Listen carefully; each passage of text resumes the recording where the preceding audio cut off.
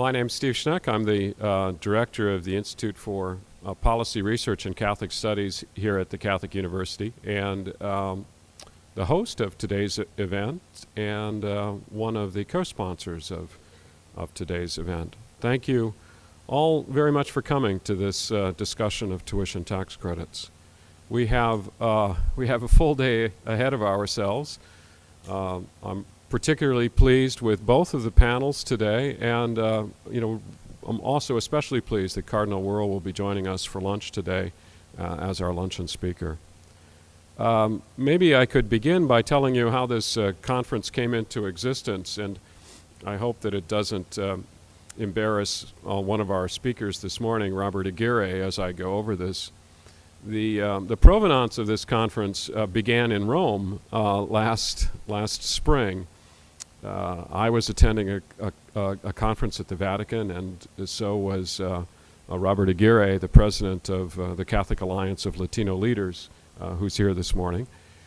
And a group of us Americans, Robert and I and John Carr from the U.S. Conference of Catholic Bishops and Bishop Stephen Blair of Stockton, California, began enjoying Rome's culinary delights. In particular, we began going out in the evenings for gelato, and it's in that process, I mean, you can't beat gelato in Rome, of course. It was in that setting that we began to talk about Robert's work as an advocate for tuition tax credits around the country. And it occurred to us all, in fact, I think that it was Bishop Blair who first suggested doing something like this conference here at the Catholic University. So that's the provenance. It is, of course, a tremendously important issue for Catholic schools today. And in fact, it's an issue really for the country today. So I'm very pleased to be part of this event. With that, let me turn this over to the panel and allow the panelists to introduce themselves. And the first speaker today is Frank Butler, the president of Fatica. Go ahead, panelists.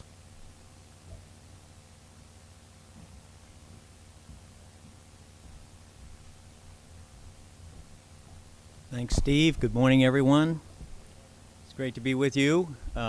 It's particularly a pleasure to be here at Catholic U. I'm a graduate of Catholic University and was on the Board of Regents for a number of years, so very happy to be back. Steve just asked us to say a few things about ourselves before we begin our remarks. I'm president of Fatica. Some of you know that organization. It's a consortium of about 50 private family foundations. They're based in the United States and Europe, and they do their philanthropy throughout the world. The reason they come together is to talk about developments in the Catholic Church. It helps to keep them educated and on top of things, and they share information on their own philanthropy with one another through Fatica. So before I came to Fatica 30 years ago, I was at the U.S. Catholic Conference, so I see some of my former colleagues here, and worked in the Domestic Social Development Office for the bishops for about 8 years. Steve asked me to function today really to give an overview of the tax credit situation. I am not an expert on this. We're going to have other panelists who can drill down into the legal side a bit more. But I'm going to give you kind of an overview, starting first just with the observation that when I run into people these days, most of them, especially in circles like this, are pretty up to speed on the amount of innovation that's occurring in Catholic education and the kind of work that our foundations are doing to support that innovation. For example, they know about the 24 Cristo Rey high schools and 63 Nativity and San Miguel middle schools, thriving networks of newer institutions aimed at students from lower income families. They're attuned to the large-scale multi-million-dollar scholarship funds like Chicago's Big Shoulders, Boston's Catholic School Foundation, Los Angeles' Catholic Education Foundation, and Seattle's Fulcrum Foundation, for example. They're very versed in the new approaches taken by dioceses and archdioceses to introduce new forms of school management and planning. as a way to improve quality, cut operating costs, and compete for students. The list goes on. New partnerships between Catholic universities and their local Catholic schools. New consortia have arisen, like the Mid-Atlantic Consortium of Catholic Schools, where 300 Catholic schools are working together to bring down their operating costs and improve quality. We have Notre Dame's Catholic School Advantage, the national campaign to improve educational opportunities for Latino children, which aims to increase the present 300,000 Latino Catholic student population to 1 million by 2020. So you scan the horizon, you conclude we're entering a new, more hopeful chapter for Catholic schools, generally speaking. However, as important as these innovations are, few will have a more systemic, long-range impact on Catholic schools in their future than the recent changes in public policy, which have generated hundreds of millions in new dollars for Catholic elementary and secondary education. If we hope to sustain our ability to educate yearly some 2 million students, now at an average cost of about $5,400 per pupil, that works out to about $10 billion a year, by the way, we are going to have to find a whole lot more money. There is just so much that private philanthropy, parents, and the church itself can do to sustain these 7,000 Catholic schools. And so that brings us to today's topic, tuition tax credits. Now, a number of my colleagues, I'm sure, are going to go over this, but we want to make sure that people here in the room understand the difference between a tax credit and a voucher. And I'm going to just offer my own definition. It's not scientific, but the voucher is usually a tuition funds awarded by a government agency to a low-income family to spend at any school of their choice. A payment is then made to a private or public school in behalf of those families. That's a voucher. Right now, there are about 15 school voucher programs in 8 states, plus the District of Columbia and Douglas County, Colorado.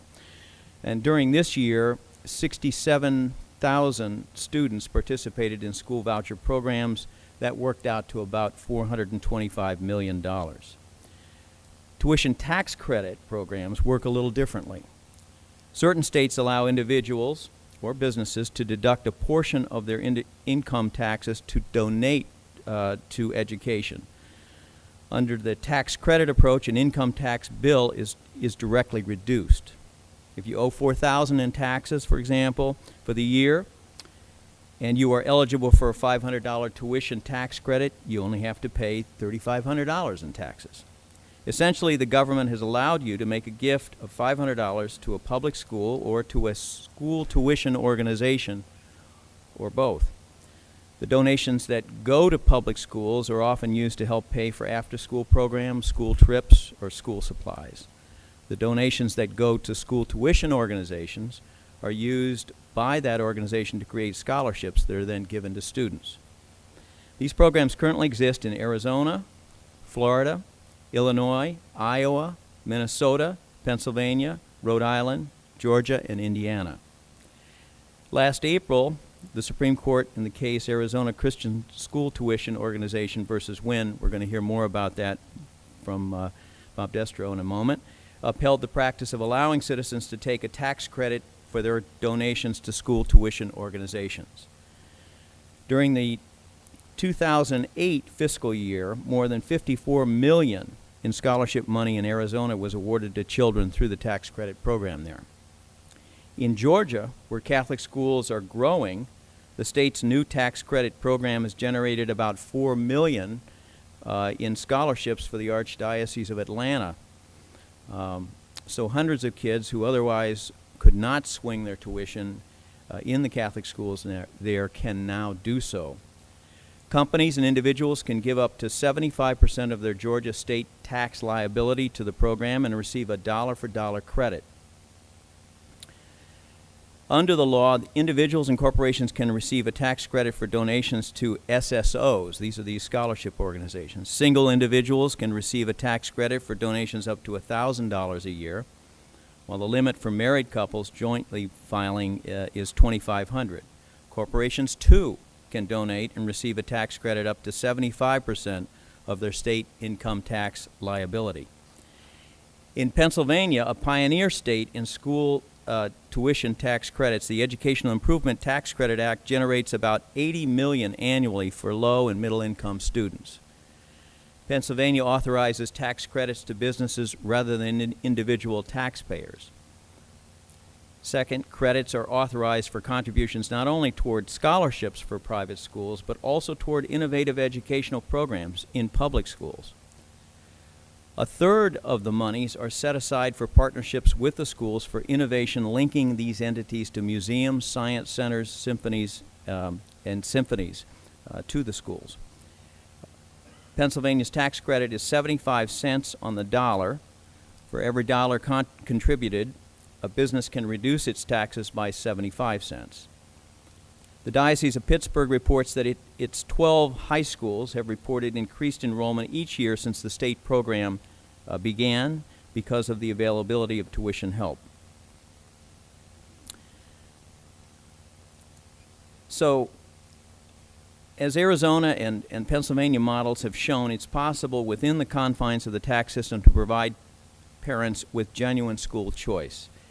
It's clear that these new sources of funds are not only putting an excellent education within the reach of low-income families, but are enabling the church to expand its capacity to serve the poor. What's surprising to many in Catholic philanthropy, at least, is this. If these programs are working, and there's a growing body of scientific evidence that this is the case, why are we as Catholics not investing more time and money in winning public support for such initiatives? According to the NCEA, we're saving American taxpayers an estimated $20 billion annually. Striking is the impact of Catholic schools on low-income populations, both in terms of graduation rates, but also academic achievement. Research, for example, in education has consistently shown that the level of poverty in an American school is associated with lower student achievement. However, the correlations like these within Catholic schools are not statistically significant. That is quite an astounding achievement and a credit to the unique approach of Catholic schools. As Archbishop Dolan succinctly put it last year in an article in America, Catholic schools graduate good citizens. So what's holding us back from a more robust and unified effort to enlist the public support for choice in education? I suspect it has something to do with the following, and I hope this can be part of our discussion today. First, I think our tradition of localism is something to think about. Our emphasis is on parish and to some extent diocesan initiative in this church, and I think that's holding us back from a larger, a more national approach to this. Related to this is the lack of national leadership.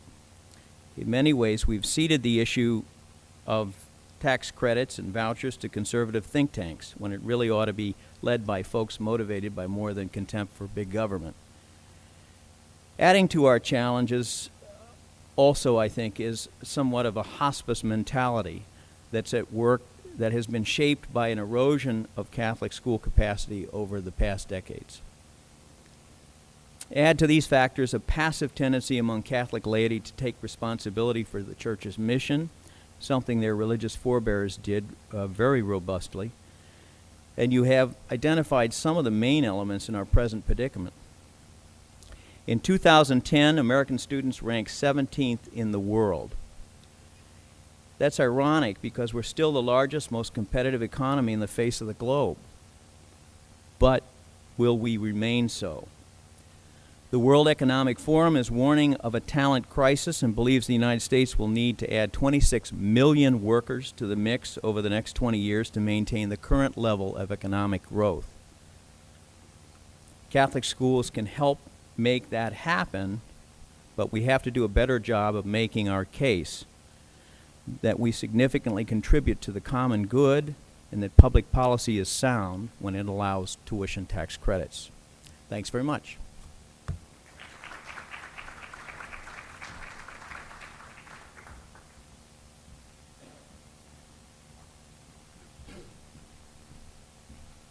Good morning.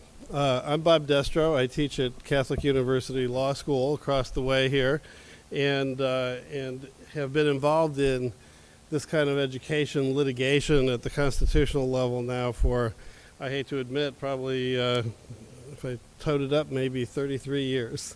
And so let me talk a little bit about the kinds of challenges we're going to be looking at down the road.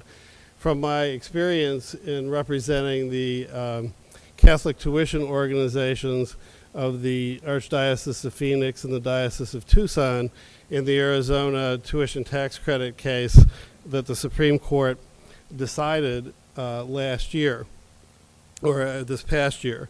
That case is important for a lot of different reasons, but I'm going to also draw on some experiences I've had, in kind of the traditional run-of-the-mill cases that we have been seeing, really since the Supreme Court waded into this issue back in the 1920s.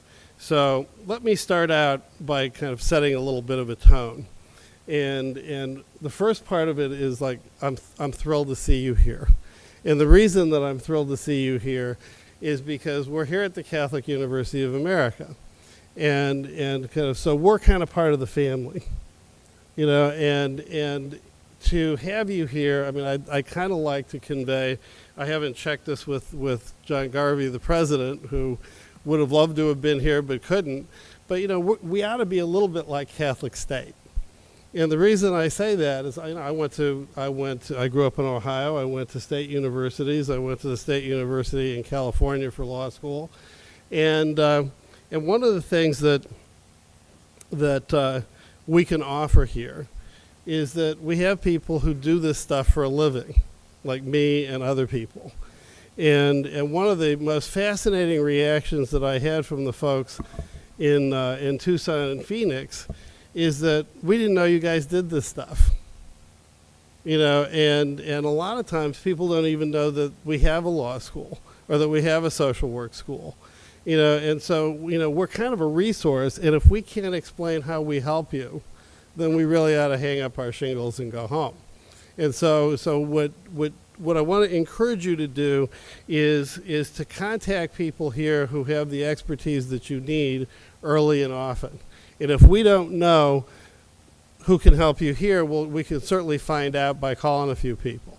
Okay, Steve Schneck is obviously one of the leading voices on the political side. Okay, so that's my development pitch for the time being. All right, so now let me take you back to the New Deal. Okay, and I want to start with a very famous comment made by the late Supreme Court Justice Robert Jackson, who during the 1930s, in the big dust-up over FDR's court packing plan, made a very interesting comment, which I have quoted to my law students many times, and I'm going to paraphrase it here, is that constitutional litigation is power politics by other means. Okay? I mean, and so if you think for a minute that this is dispassionate, that this is just a straight law and it's above your head, forget it. I mean, I want to disabuse you of that notion right now. The time to plan for constitutional litigation about the topics, and we know it's going to happen because this is about money. The time to start planning that is right now, to get your factual ducks lined up. I'm going to tell you a couple little vignettes that arose in several cases. The first one involves the Arizona tuition tax credit case. I mean, the issue is who gets the money. I mean, let's kind of cut to the chase here. The idea cui bono, follow the money, who benefits. And the entire constitutional case by the folks who challenged the Arizona case was, we can't have all this money going to religious schools. Okay, hold that thought. Who's going to do the math? Okay, and one of the things that we did in our brief is meticulously go through where the money went. And the vast majority of the state's money for education went to public and non-religious schools. I mean, and the numbers don't lie. Okay, so the same thing happened in the Cleveland tuition tax credit, a case by the name of Zellman versus Simmons-Harris. And we knew at the time that the deciding vote on the Supreme Court was going to be former Justice Sandra Day O'Connor. And we know, for those of us who study constitutional law and do it, we know that certain justices are influenced by certain facts. And what we knew is that Sandra Day O'Connor wanted to know who gets the money. Does the church get the money directly, or do the parents get the money? If the parents get it, she's with them. If the church gets it, she's not. Nowhere in the trial record was there any indication of where the money went. And I talked to the Ohio Attorney General about it, and she says, well, you know, Bob, she says, these cases are really expensive to litigate. I said, I know, but it's really expensive to lose them, too. You know, and so what we had to do, and we coordinated it with a former student of mine who wrote the brief for the state of Wisconsin, was to show where the money went. And we had to drill down through all the websites and actually show that not a dime went to the church. Okay, that was what we call in constitutional litigation the constitutional fact. Okay, it's the fact that makes something happen. Okay, you plan that stuff now. So if you're thinking about a bill, you need to get advice now on how to write it, because we need to be planning for that litigation down the road. Okay, because when it's all done, you know, when you have your hearings and everything, we can kind of influence it and shape it. You know, but if you wait until it's all done, we're kind of faced with a backward-looking fait accompli. And no lawyer wants to be involved in I mean, we do it all the time, but it'd make us a lot more comfortable if we could have some input on the front end. I also want to talk about a little bit about, you know, this is a little bit of a deja vu all over again, because in the mid-90s, we had a big conference over at the law school where the featured speaker was Polly Williams, you know, who was the grande dame of the Wisconsin school choice voucher program. I represented Polly in the Wisconsin Supreme Court's tuition voucher case. You know, and the power politics aspect of this cannot be understated. You know, because the fact of the matter is that the court looks at whose ox is being gored. You know, and so when you look at the question, where is the communal support? There's a great little book on power politics called Plunkett of Tammany Hall, you know, where Plunkett says the court follows the election returns. You know, if there is overwhelming public support for this, you know, the court's going to have a harder time with it. Okay, and then another little aspect of this that I think you should be aware of at this point is that probably one of the most effective legal presentations I have ever seen in the Supreme Court on a tuition tax credit case was at the oral argument of the Cleveland case. The person never said a thing. And that person was the late Senator Ted Kennedy, who sat right behind me in the first row in the Supreme Court, straight eye shot to Stephen Breyer, and next to him was the president of the teachers union. Okay? That was a reminder, Steve, I put you there, look who I'm sitting next to. Okay, so you need to know who's on your state Supreme Court. You know, you need to know who the players are who are going to decide your cases. Now, this is not all law, it's not all constitutional theory, and I'm going to close with just a tiny discussion of what I consider to be the most important single constitutional case in this whole area.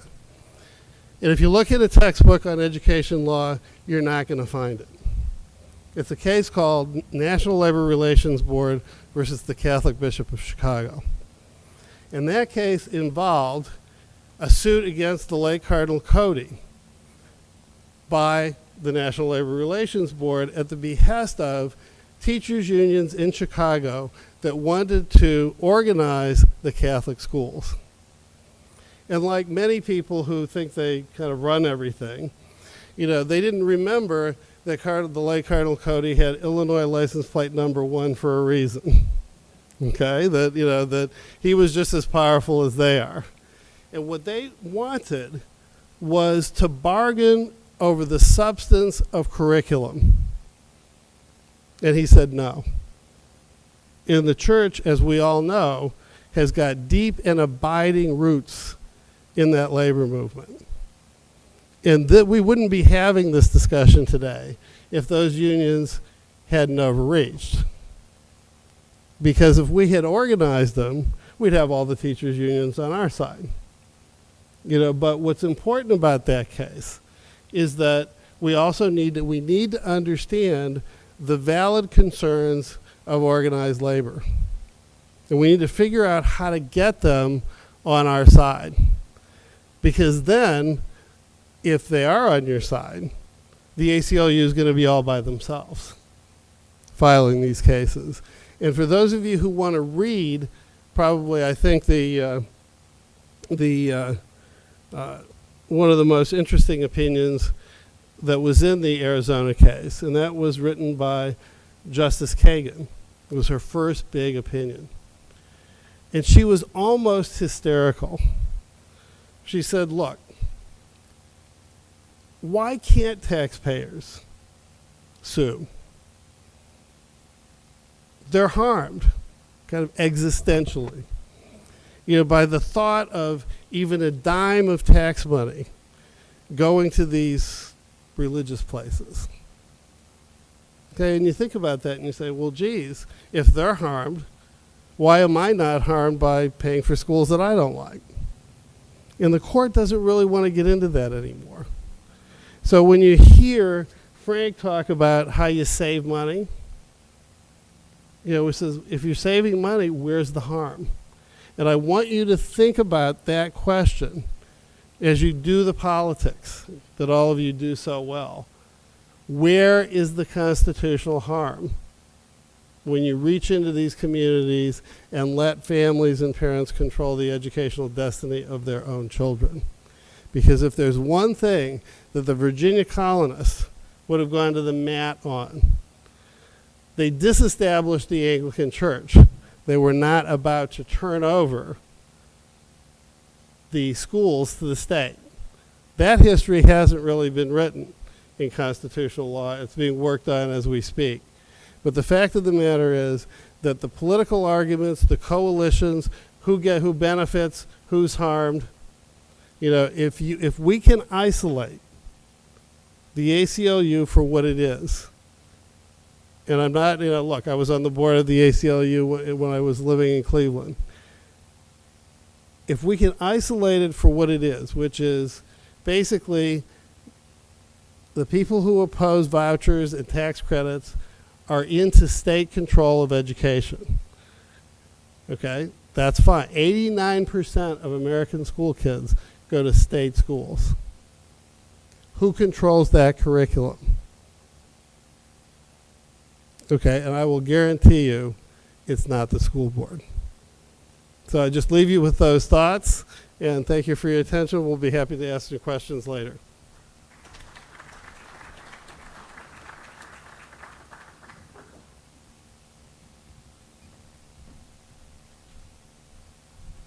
All right, well, good morning. Pleasure to be here. My name is John Schilling, and I'm the Chief Operating Officer of American Federation for Children.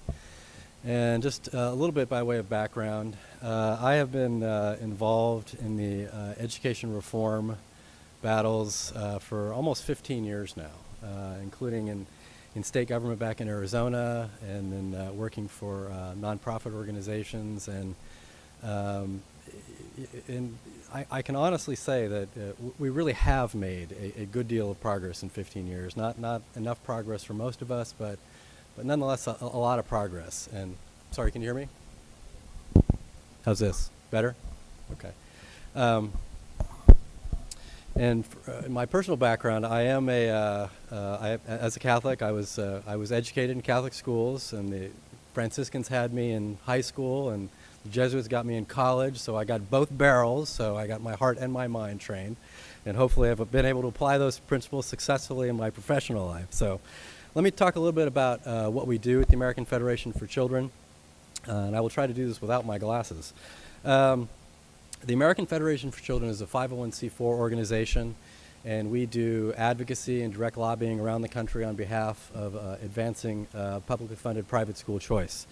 Our affiliate, the Alliance for School Choice, is a 501c3 organization, and what we do is we do policy and bill design work around the country. We do grassroots mobilization. We do national and state communications to educate policymakers, the media, and the public about school choice.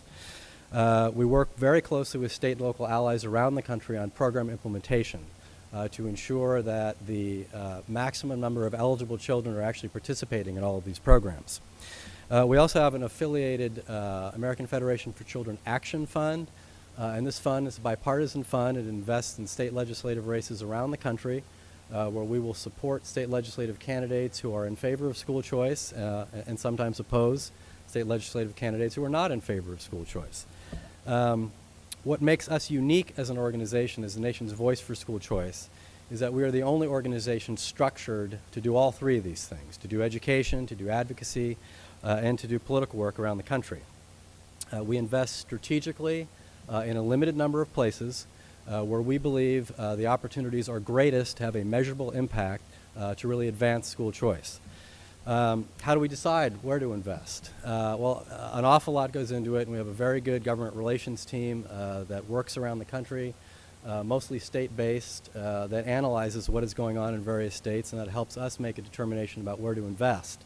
But some of the things that go into this, we certainly look at the legislative and political landscape in every state. Critically important to your ability to pass legislation is what the landscape looks like. We look for evidence of bipartisan support. One of the things that we've learned in this movement over many, many years is that elections happen, legislatures change, governors change, and if we do not have bipartisan support for these programs, they are not sustainable over the long haul. We look at the history of introducing and moving school choice legislation in these states. Is there a record of introducing the legislation? Has it been able to get out of one chamber? We've had this problem in Virginia for many years. We've been able to get it out of one chamber, and we are hopeful. We are hopeful coming into 2012 that's going to change.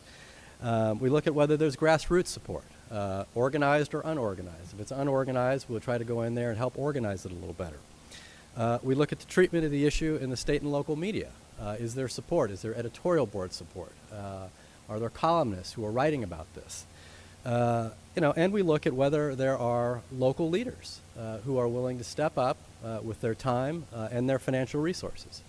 Because the other thing we've learned over many years is that the national school choice movement cannot fund all of this on our own. And so it's very important that we have state and local support, local leaders who are willing to step up and be a part of this. The state of the school choice movement, quite honestly, it's better than it ever has been. Last year was a watershed year in terms of elections. There were a number of reform-minded governors who were elected, and as a result, we had quite a lot of reform-minded legislation moving in legislatures around the country this year. As the Wall Street Journal pointed out, this has actually been the year of school choice. It's been the greatest year we've ever had in the private school choice movement. We had 42 states that introduced 96 voucher or tax credit scholarship bills. There are now 27 publicly funded private school choice programs in America, which is remarkable. This is in 13 states plus Washington, D.C. and Douglas County, Colorado.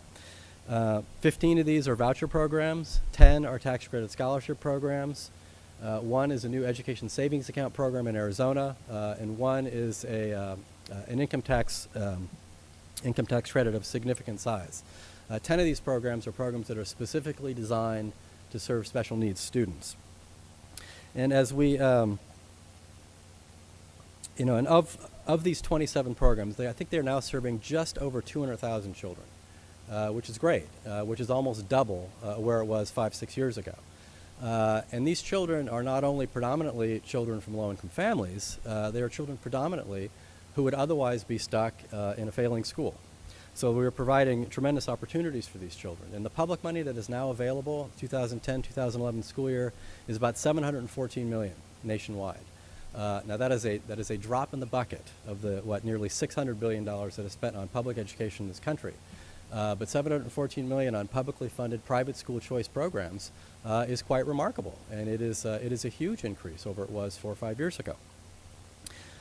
In terms of what is happening in states around the country, I'll just kind of go through this very briefly, and I'll focus on the places that we are investing in. So in Washington, D.C., I have my friends from Washington, D.C. here.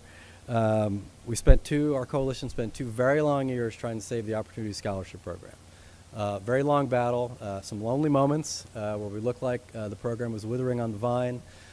But the tipping point for us came earlier this year when our longtime champion, John Boehner, became Speaker of the House of Representatives in January. And the Speaker, along with our Senate champion, Senator Lieberman, they both introduced reauthorization bills this year. And the House actually passed their reauthorization bill in March. And as we were preparing for battle in the Senate, which was going to be nip and tuck, the Speaker managed to get his entire 5-year reauthorization bill into the FY11 budget agreement, which the President signed in April. So it was a tremendous win, a tremendous victory for the kids here in D.C. And the result of that is there are now just over 1,600 kids participating in the Opportunity Scholarship Program, which is about a 60% increase over last year. So it was really, really good news. In Indiana, Governor Mitch Daniels signed the Choice Scholarship Act, which is a statewide voucher program. It is the most sweeping voucher program in the country. The program provides scholarships to low and middle income students up to 150% of the free and reduced lunch level.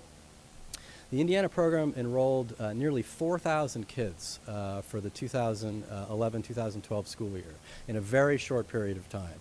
So it was a remarkable effort. We worked very closely with our allies in Indiana to make sure that eligible parents were aware of this program and they could sign up and get enrolled very quickly. By the 3rd year, there is no cap on this program. So Indiana is a state we're looking to where it is a place where we really think that there will be a tremendous impact as a result of this program. It's also a state that has some pretty significant accountability in their program. So all of the private schools are required to take the state test, something that most of them already did prior to the enactment of this legislation. And schools that have D or F grade will not be allowed for 2 out of 3 consecutive years will not be able to take any new scholarship students until those grades come up. So pretty significant accountability for private schools in Indiana. In Wisconsin, Governor Scott Walker's budget expanded and improved the Milwaukee Parental Choice Program, which is the oldest voucher program in the country. It began in 1990. It's currently serving about 25,000 students. And Governor Walker's budget bill removed the enrollment cap. It eliminated geographic limitations for schools. It increased income eligibility to include more low and middle income families. In addition, his budget also expanded, created a new voucher program in the community of Racine, which is also great news. And that program was, there was more demand than supply in the first year, and the cap on that program will come off after the 3rd year as well. In Ohio, Governor Kasich, his budget quadrupled the number of Ed Choice scholarships in Ohio. It increased the amount for the Cleveland Scholarship Program, and it also created a new special needs voucher program in Ohio. In Arizona, Governor Brewer signed the very first Education Savings Account program. This is a program that will initially serve only students with special needs. And it's a program that creates personal accounts that store a child's education dollars. In Florida, the Corporate Tax Credit Scholarship Program was strengthened to increase the amount corporations can donate to these scholarship granting organizations. The political groundwork in Florida, which was meticulously laid over many, many years, has continued to pay big dividends as almost half the Democrats in the Florida legislature have supported these regular expansions of the program in Florida, which is fantastic. And it is a state that has more bipartisan support than any other state around the country for these programs. In Georgia, the legislature passed a modest increase to the scholarship tax credit program, tying the cap to increases in the consumer price index and modestly strengthening some of the accountability measures. In Louisiana, the New Orleans voucher program, the funding was restored for that program. Louisiana was a place where some folks who were kind of accountability hawks, as we refer to them as, kind of went a little overboard. And there was a legislator in Indiana that had tried to put in some accountability language that would have had the unintended consequence of actually dropping around 1,000 kids from the program. So we're actually able to get that removed from the program, which was great news. In North Carolina, the legislature passed a new scholarship tax credit program for children with disabilities. Not a particularly good bill design, but we are hopeful. We're very excited about North Carolina. Very good legislative landscape in North Carolina. The governor does not have line item veto authority in North Carolina, which is great because she's a big school choice opponent. So we're hopeful that we'll see a much more robust tax credit scholarship bill in North Carolina very soon. New Mexico is the place where we fell short. We were trying to move scholarship tax credit legislation. We feel like we have a supportive governor in New Mexico. We feel like we have a reasonably supportive legislature. It's just a question of kind of putting all the pieces together. And New Mexico is it's a very interesting state, heavy Latino population, a lot of children on free and reduced lunch in New Mexico, and we feel like a scholarship tax credit program in New Mexico could really pay huge dividends for these low-income families. Finally, New Jersey and Pennsylvania. These are the two states where there is still ongoing activity. We had hoped that we were going to be able to move a statewide voucher bill in Pennsylvania and a tax credit scholarship bill in New Jersey prior to June 30th when their budget bills were signed. That was not to be. However, both states are still active. In Pennsylvania, Pennsylvania Senate Bill 1 would create a statewide voucher bill for students to attend high-performing public or private schools of their parents' choice. Governor Corbett recently introduced a package of education reform bills. One includes the statewide voucher bill, also includes an expansion to the educational improvement tax credit. The Senate voted on that, passed it through, and we are hopeful to get a House vote next week. As different chambers are prone to do, it'll be a different bill number, probably a little bit different language that will have to be reconciled at some point. But we remain hopeful that we will cross the finish line in Pennsylvania. In New Jersey, the Opportunity Scholarship Act, scholarship tax credit bill that would benefit children from low-income families and failing school districts. Our problem in New Jersey is in the state assembly. We feel like we have pretty strong support, bipartisan support in the state senate. We are hopeful that we will move the Opportunity Scholarship Act in the lame duck session, which will take place in December. The governor, as most of you know, is a very strong proponent of education reform. He is a very strong proponent of the Opportunity Scholarship Act. We are trying to figure out a way to get a modest number of Assembly Democrats to come along with us here. And in fact, today there was a rally in Jersey City that has been organized by the New Jersey Education Association, which is the largest opponent of school choice legislation in New Jersey. Tomorrow, however, there will be another rally in Trenton where supporters of the bill are hoping to get 1,000 to 2,000 people to come up to the State House in Trenton and let the assembly folks know that there's a great deal of support for this legislation as we move forward. So looking ahead to 2012, as I said, for us who have been involved in this, in the educational reform movement, and more specifically trying to expand school choice around the country, this is as good as it's ever been. And this year, as an organization, we invested in 12 places. We invested 11 states plus Washington, D.C. We made pretty good progress in 9 of them. And if New Jersey and Pennsylvania come through, that'll be progress in 11 out of 12. As one of my colleagues said to me during our board meeting a couple weeks ago, he said, it's never going to get any better than this. We ought to just retire and call it a victory, because it's just never going to be this good again. I remain a little more optimistic than that. I think that there's a lot to be optimistic about as we're going into 2012. I think we have a very good chance of moving tax credit scholarship legislation in New Mexico, in Tennessee, in Virginia. Governor Jindal was just reelected in Louisiana. He is committed to making education reform a top priority for his second term. So I think what we're going to see is an attempt to expand the New Orleans voucher program to other cities in Louisiana, which is great news. The governor reiterated that commitment yesterday at the Republican Governors Association meeting. And in addition, I think it's very likely we'll see additional movement in Arizona. We could see additional movement in Florida, additional movement in Ohio, and North Carolina, among others. As is always the case, once you have established the program, once there are children participating in the programs, one of the things that we have to do is we have to protect and defend the programs because they are constantly under assault. So we'll spend a good deal of our time working in these target states and project states to make sure that we're defending these programs.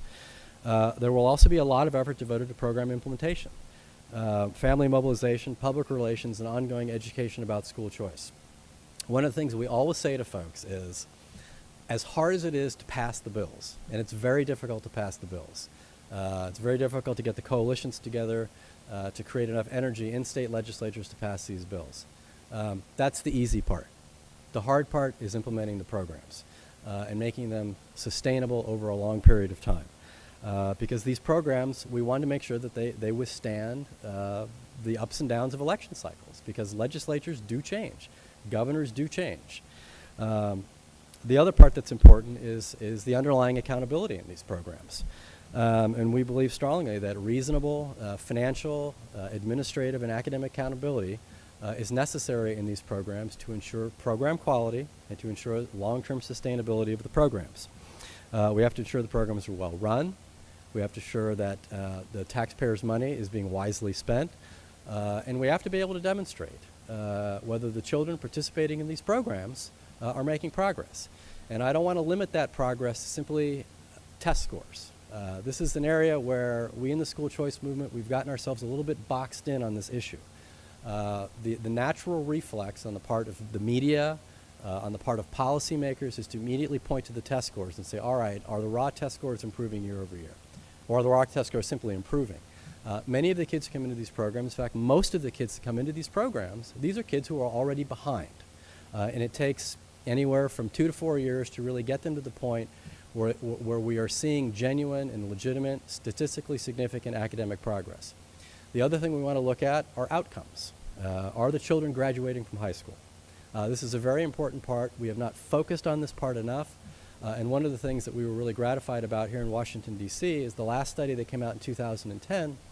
It showed that of the students that actually used their opportunity scholarships, 91% of them graduated. And that's something that we have to really be shouting from the mountaintops, because it is further evidence that these programs work. So with that, I will close up. I will make one more thing. I'll make a shameless plug. This is the annual Alliance for School Choice yearbook. It is the Bible for yearbooks for all of your information about school choice programs, and the new one will be coming out in January. So we're very happy about that. So thank you all very much.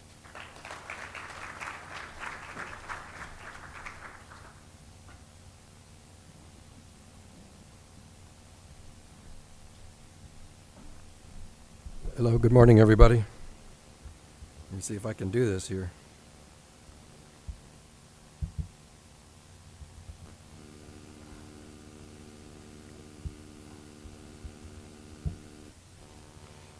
Okay.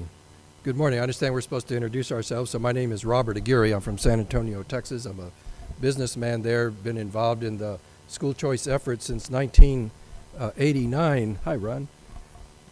When I was asked by one of our gubernatorial candidates to write his education platform because of my years of work with Catholic schools, basically. And we actually had a platform of school choice in that candidate's campaign. Unfortunately, he lost. But that was my entry into the school choice arena. I was one of the 3 founders of the Alliance for School Choice in the early 1990s. And a few years later, with the late John Walton, we established a program in San Antonio, a 10-year, $50 million program called the Horizon Scholarship Program, where we offered every child in a public school district a voucher to go to the school of their choice, public or private. They could go to a public school in a different district or to a private school. And at its peak, we were writing checks on the average of $600,000 a month, most of which were to Catholic schools, because that's where the schools the children picked. And it was a unique experiment for 10 years that really was designed to measure the impact of school choice on children, families, receiving schools and sending schools, and impacts on school districts. And it had phenomenal results. So that's a little bit about my background. I'm here today representing another organization that was founded by Archbishop Jose Gomez of Los Angeles, called the Catholic Association of Latino Leaders. And it's my pleasure to be here with you this morning. Before I start, let me ask, do we have any Catholic Conference directors here? Terrific. What states? Virginia, great. Montana, any other Catholic Conference directors? I guess if we're going to recognize Catholic Conference directors, we should recognize retired Catholic Conference directors. I know we have one. Okay, Ron Jackson, retired. Let me tell you, these are the people, the men and the women who are really on the front lines of this effort of what we're talking about. It's the Catholic Conference directors, and so my hat is off to the Catholic Conference directors who fight these battles. And it's my pleasure to work with many of them. I've worked on school choice legislation in, I've long since lost track of how many states, but my hat is always off to the Catholic Conference directors who really have a battle on their hands to do this. So my talk today is going to be more on specifics of bill design. That sort of has become my forte, I guess. If I have one, it would be the specifics on bill design. There was a handout at the front table that looks like this. If you didn't get one, I would encourage you to get a handout. And bill, the important thing about that handout is the content of the things that go into a tax credit bill. And so what I wanted to spend our time on this morning is to talk about the major variables. There are certain standards that go into all bills, but I think we should focus a little bit on my time today on talking about the variables that go into a tax credit bill. Now, it was explained earlier, Frank Butler explained the difference between the voucher and the tax credit. There's also a difference between a tax credit bill and a tax deduction bill, much different, but this is focusing in on tax credits, okay? And so the first variable that's listed here is really not the first variable to consider. And I left off the real first variable on purpose, because the first variable is really, what are you going to call your tax credit program? What's the name going to be? That is very, very important politically from a public relations standpoint as to what you're going to call your program. And I would suggest to you not to use the word tuition in the name of your program. I would suggest to you not to use the word private in the name of your program, but rather use terminology that would be hard for anyone to disagree with. You know, use scholarship, use opportunity. Find words to use to label your program. And the reason I don't list it as the first item of the variable in a bill is I would also suggest that you not include the name of the bill in the bill itself, so that you have greater control over the name. If you put the name in the bill, the name belongs to the state and anybody can use it and do anything with it. I would suggest to you keep the name of the bill out of the bill, the name of the program out of the bill, label it yourself and brand it yourself through your own efforts where you have more control of it.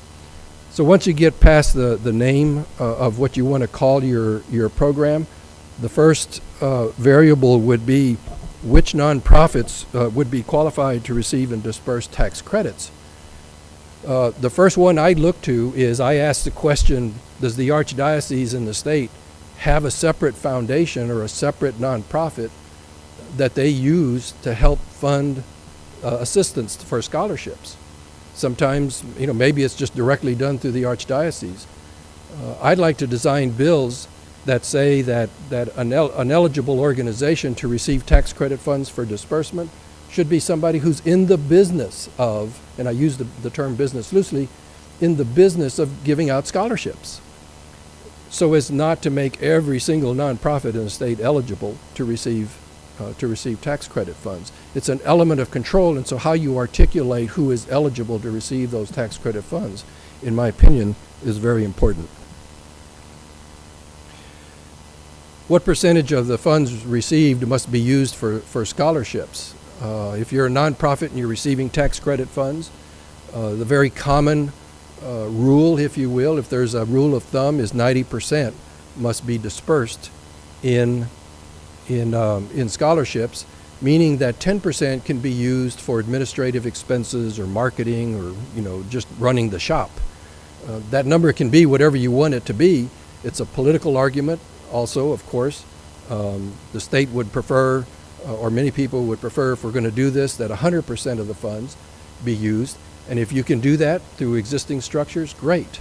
It's a great selling point if you can say 100% of the funds are used for scholarships. But oftentimes you can't, and so you have to determine what that breakout is between what can be used for administration and what can be used for scholarships. It's important to note in your bill what expenses are eligible to be paid. Obviously, you want to say the costs of education. Again, I would stay away from the word tuition. The cost of education, but you could also say book fees, lab fees, child care, before and after school child care, tutoring programs, transportation. There's all kinds of other costs. For those of us who have spent time working in Catholic schools, you know all the different costs that are involved. You need to articulate in your bill what costs are eligible to be paid for assistance to a family. And then the next one is what are the requirements for a Catholic school to participate? You have to be very careful in delineating what schools are eligible to participate. And the big argument here is always, the big and first argument is always, do they have to be accredited schools in order to participate in the program? Politically, you want to answer that question as yes, politically.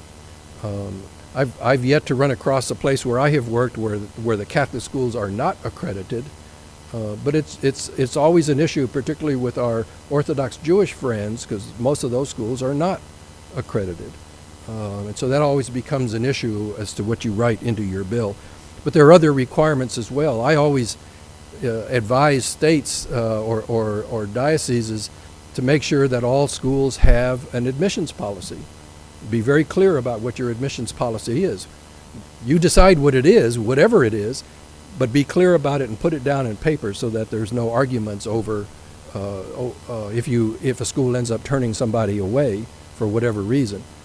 Be clear about your admissions policy. I mean, there's all sorts of things. If you look at the format of the bill, you'll see what some of those things are that we say or that I suggest should be in place for a school to participate. And then the big one, which students are going to be eligible to participate? So many variables in this in this one element. Generally, I recommend that it be means tested, and you have to define what that would mean for your particular local community or for your state. But I think means tested is extremely important. But a little thing like a phrase, in order to be eligible, a student must have attended a public school in the previous semester. Well, what if you say attended a public school in a previous semester? The difference between the and a means that many children in Catholic school today already would qualify for a voucher if they ever attended a public school, ever. So little things like that make a huge difference in how your bill works. Well, we just had another Catholic conference director walk in. We recognized Catholic conference directors earlier. Ned DeLecci from California. Hello, Ned. So how we articulate which students are eligible to participate in the program is extremely important. Politically, it means everything. And that's the core argument in your effort to get a bill passed, is saying who is going to benefit, which children are going to benefit from this bill. And then you have to determine what are the amounts of the assistance. Generally, you break that out between K through 8 is one level of assistance maximum, and 9 through 12 grades are at another level of assistance maximum. And so it's important as to how you articulate and how you define the level of assistance. One of the things I always recommend in legislation is to include a clause for automatic increase. And that could be done in a lot of different ways, cost of living. You can tie it to funding for public education, if public education funding goes up 3.7, then the amount of your limits go up 3.7%. But tie it into something, or you can just say 5% a year or 3% a year. But put in some provision for the increase on your upper limit of student assistant. And then in this one, there are two big issues. One is, what is the limit that a taxpayer can contribute? Oftentimes that would be 50% of what their tax liability is the maximum contribution. It can be whatever number you want, politically, it's just whatever you can argue. But then there's also the question of how much of a credit do you get for every dollar that has been given to a scholarship organization. Do you get a dollar for dollar credit? Some states have in their legislation that you get 75 cents credit for every $1 that's given to the scholarship. I am not in favor of those kinds of structures. I understand politically they make it a little easier, but it is most valuable if you can say that the credit is dollar for dollar. So a dollar goes to a scholarship granting organization, the taxpayer gets a dollar credit off their tax bill. The other big question is, what is the total aggregate amount the state's going to allow of all tax credits in the fiscal year? Whatever that is. Is it going to be 50 million, 100 million? I mean, whatever the number is. My suggestion is be as bold as you can possibly be in setting that number or suggesting that number when you come out the gate with a bill. But again, I would suggest to you to program into your bill an automatic increase to that number.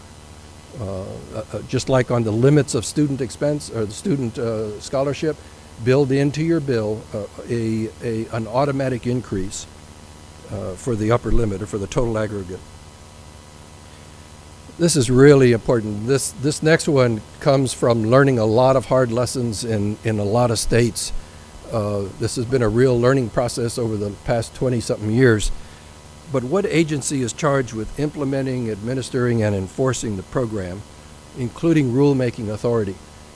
And one of the things we find is that the opposition, if it becomes apparent that the bill is going to pass, or it has any chance of passing, they will try and water this down. And they figure, well, if it's going to pass, we'll at least make sure it's so totally watered down that it can't ever really be effective anyway. And so oftentimes you'll see a fight to eliminate the enforcement of the program. And so the bill can delegate rulemaking authority, but if there is no enforcement authority, it's not going to mean anything, and they're going to know it's not going to mean anything. And if schools just don't go with they just say, well, we're not going to acknowledge this new law, and if nobody has enforcement authority, they're going to be able to get away with it. And we've learned that the hard way on there. So having enforcement authority delineated in the bill is extremely important. And of course you want to have an enforcement authority with a State Department that you at least have some level of trust in, who wouldn't themselves just decide to ignore it. But if you have it in the bill, at least you can file a lawsuit. Okay, and then hearing the admonition of Bob Destro earlier, my suggestion always is to include in your bill some language that provides for a direct and expedited appeal. If you fight this long battle and you're all bloodied at the end and you get a bill passed and your governor signs the bill, the one thing that you can be assured of, the next morning there's going to be a lawsuit. And so my suggestion always is put language in your bill that provides, and you're not going to escape the litigation, but put language in there that provides for a direct and expedited appeal so that it at least has an opportunity to shorten the time that you're tied down in litigation, so it doesn't delay the implementation of the program. There's a lot more stuff in the handout, but these are the major variables. And I think, Steve, are we going to go to questions and answers then? And then for that, I will thank you for your time.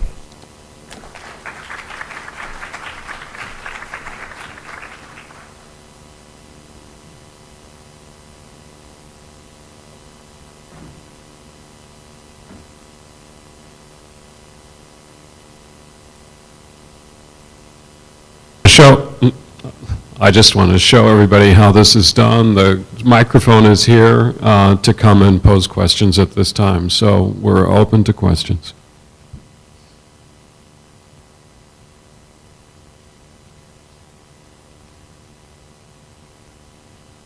I guess this is really for the whole panel. You mentioned in Florida was the state that had the highest bipartisan support for these measures. I'm just wondering, how did you accomplish that? How important and how important that is that? And the reason I think it's really, really important is when you went on to list some of the names of governors who've been supportive on this issue, Governor Walker, Governor Kasich, Governor Scott. They're some of the most polarizing, divisive, and very opposed to other parts of the Catholic social tradition.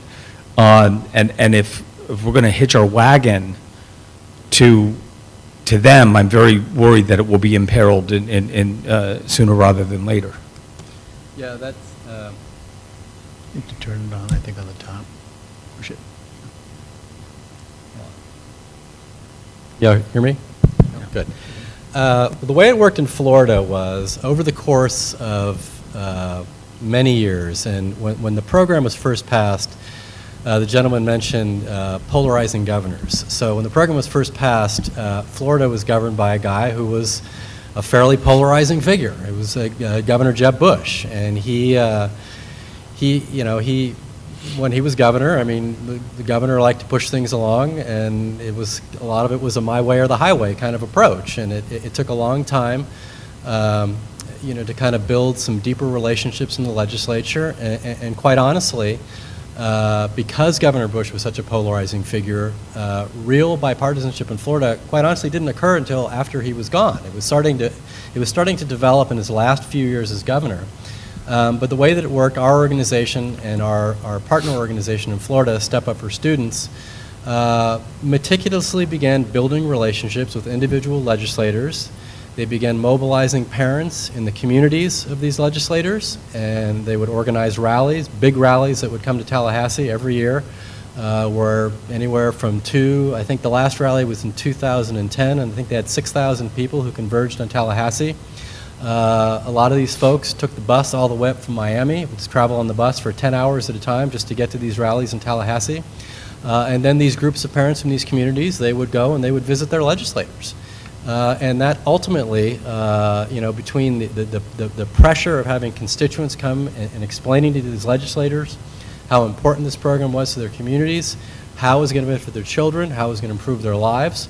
And in addition to that, we began investing strategically in some of these state legislative races. And so we began a process of supporting Democratic legislators who were open to this idea. Some of them, I would categorize them as modestly open to the idea. But over the course of time, once it became clear that if they were to go out on a limb, if they were to stand up to the union and come out and support these programs, that there would be groups out there willing to continue to support them. And ultimately, that led to increased bipartisan support, and it has proven very, very effective in Florida. And other states do have polarizing governors. Governor Walker is polarizing. Governor Kasich is polarizing. What we try to do is we try to work with individual legislators in those cases and try to use the same strategy, which is to go and identify which districts where there would be the most number of eligible parents and students, and we try to mobilize those parents and students to go and visit with those legislators and make a pretty compelling case that these programs are important. Mike, is that right? That bipartisan support is absolutely essential, and I love the story in in Florida, because that really is a unique story in Florida. But I'll tell you a story that happened just this year in Texas, and why bipartisan support is important, but it's not the silver bullet. We had a senior statesman, Democratic legislator, who was the carrier of our bill in Texas this past session. And everyone was amazed that this Democratic legislator would do this, but he was a very devout Catholic and really believed in this as a justice issue. And he carried the school choice bill. It was a tax credit bill in Texas. And after a lot of yelling and screaming and all the usual processes, the day came when and he sat on the committee, the Senate committee, and we had the votes on the committee to vote it out. We had the votes on the floor of the Senate to pass the bill over to the House. We had commitments when we had the votes on the House, and we had the commitment from the Lieutenant Governor to get it out of the Senate and for the Governor to sign the bill. And when the morning came for the Education Committee hearing and the sponsor of our bill was there, and the chairman called on him to call his bill up, and he literally sat there with tears in his eyes, literally, and just remained silent. He would not call up his own bill, and it died because he refused to call it up. Because his colleagues and others finally succeeded in turning him. And so while we had one of the most senior Democratic statesmen in our legislature as a bill sponsor, it ended up getting us nowhere. So, I mean, that's the kind of battle that you're fighting, even though you strive for bipartisan support. Hello, Adam Schaefer. I'm a policy analyst with the Cato Institute, and I've really enjoyed the discussion. I think the issue of popular support is a really interesting one, and the shift in legislative support. Florida is one of the most spectacular, but in Pennsylvania last session, they passed a huge expansion of the credit bill there out of the House with only 7 votes against it. It was a pretty remarkable thing, and I just wanted to highlight that. The voucher program in Pennsylvania was mentioned. One thing that hasn't been mentioned is that this expansion could be passed tomorrow. If SB 1 was put aside and the bills were broken up and allowed to stand on their own. One of the things I wanted to bring up, though, because it's been a major concern of mine in general with education reform and school choice programs in particular, is the issue of accountability in regulations. And in particular in Indiana, there is a heavy load of regulation there. And it's something I think needs to be discussed a bit more broadly and fully. It's something that hasn't been focused on very much, what it means to be an independent school and what the long-term and even short-term ramifications are of placing voucher accepting schools under the explicit authority of the State Department of Education, as the Indiana bill does. It has extensive curriculum and curriculum guidelines and mandates, on-site visits from the state.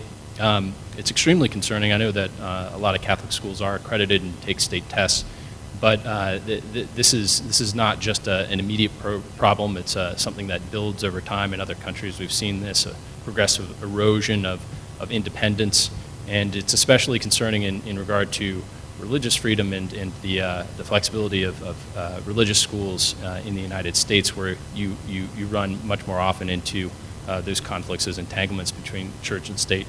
It's one of the most valuable aspects of education tax credits, I think, as compared to vouchers.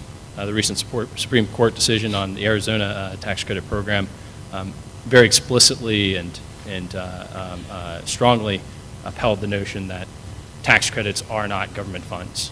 And this is a huge distinction in state courts, where many credit programs haven't even been challenged because the legal issues, the legal standing simply isn't there. They can't run afoul of state constitutional prohibitions because they aren't government funds. In Pennsylvania, I think that's an overlooked threat. The state constitution there has a very restrictive provision mandating that no appropriations can be used for educational purposes appropriated to individuals or organizations.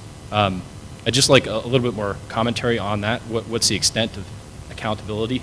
And in a credit program, is accountability directly to the taxpayer who earned the funds in the first place and the parent, is that sufficient?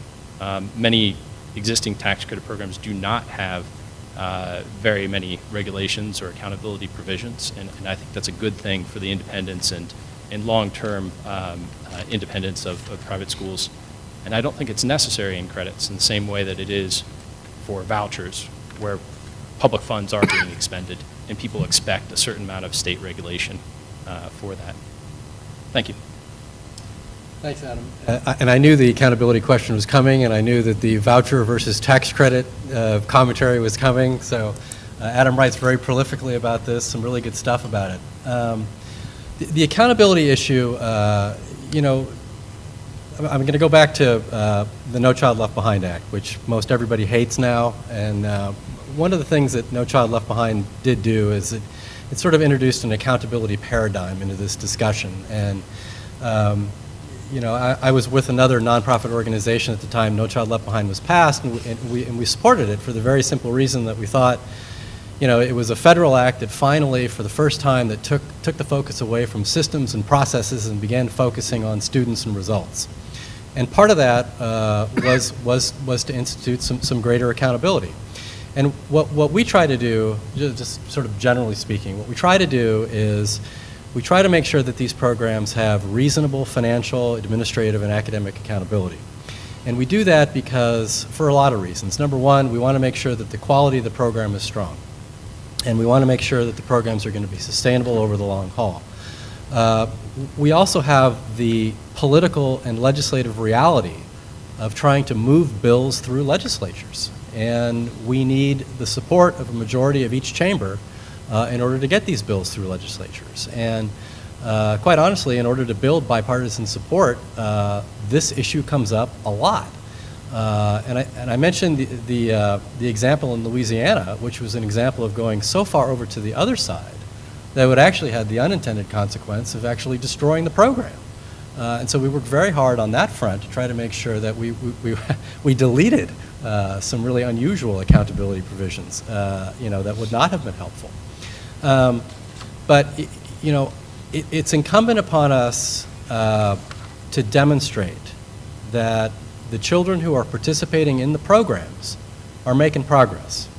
And you know, on the one side of it is, you know, the great part about what we do in private school choice is parents have the choice. They send their child to a school. If it's not working out, they can pull their child out and send them someplace else. With charter schools, they'll close. If the parents pull themselves out, or if the chartering authority deems they're not doing what they need to do, they'll close. Bad public schools never close, which is part of the reason that we exist in this movement, is try to create options for parents to go to lots of different places. But in order for us to be successful in legislatures, in order for us to be able to demonstrate to funders that the programs are actually working, we do have to be able to point to whether the children are making progress. And we try to work with coalitions in different states. Each state is different. Each sausage factory is a little different. So we try to work with coalitions in each state to try to get to a point where there is a modest level of accountability that will satisfy you know, critics, and that will also ensure that the program is of high quality and sustainable. I'm sorry, if I could just follow up. Do you think that it's a modest or appropriate level of regulation on the voucher program in Indiana? And I would also ask if you see as, if you consider different levels of regulation necessary, either politically or practically, for vouchers versus credit programs. Clearly, many credit programs have passed, most, with little or no academic accountability or curriculum accountability to the state.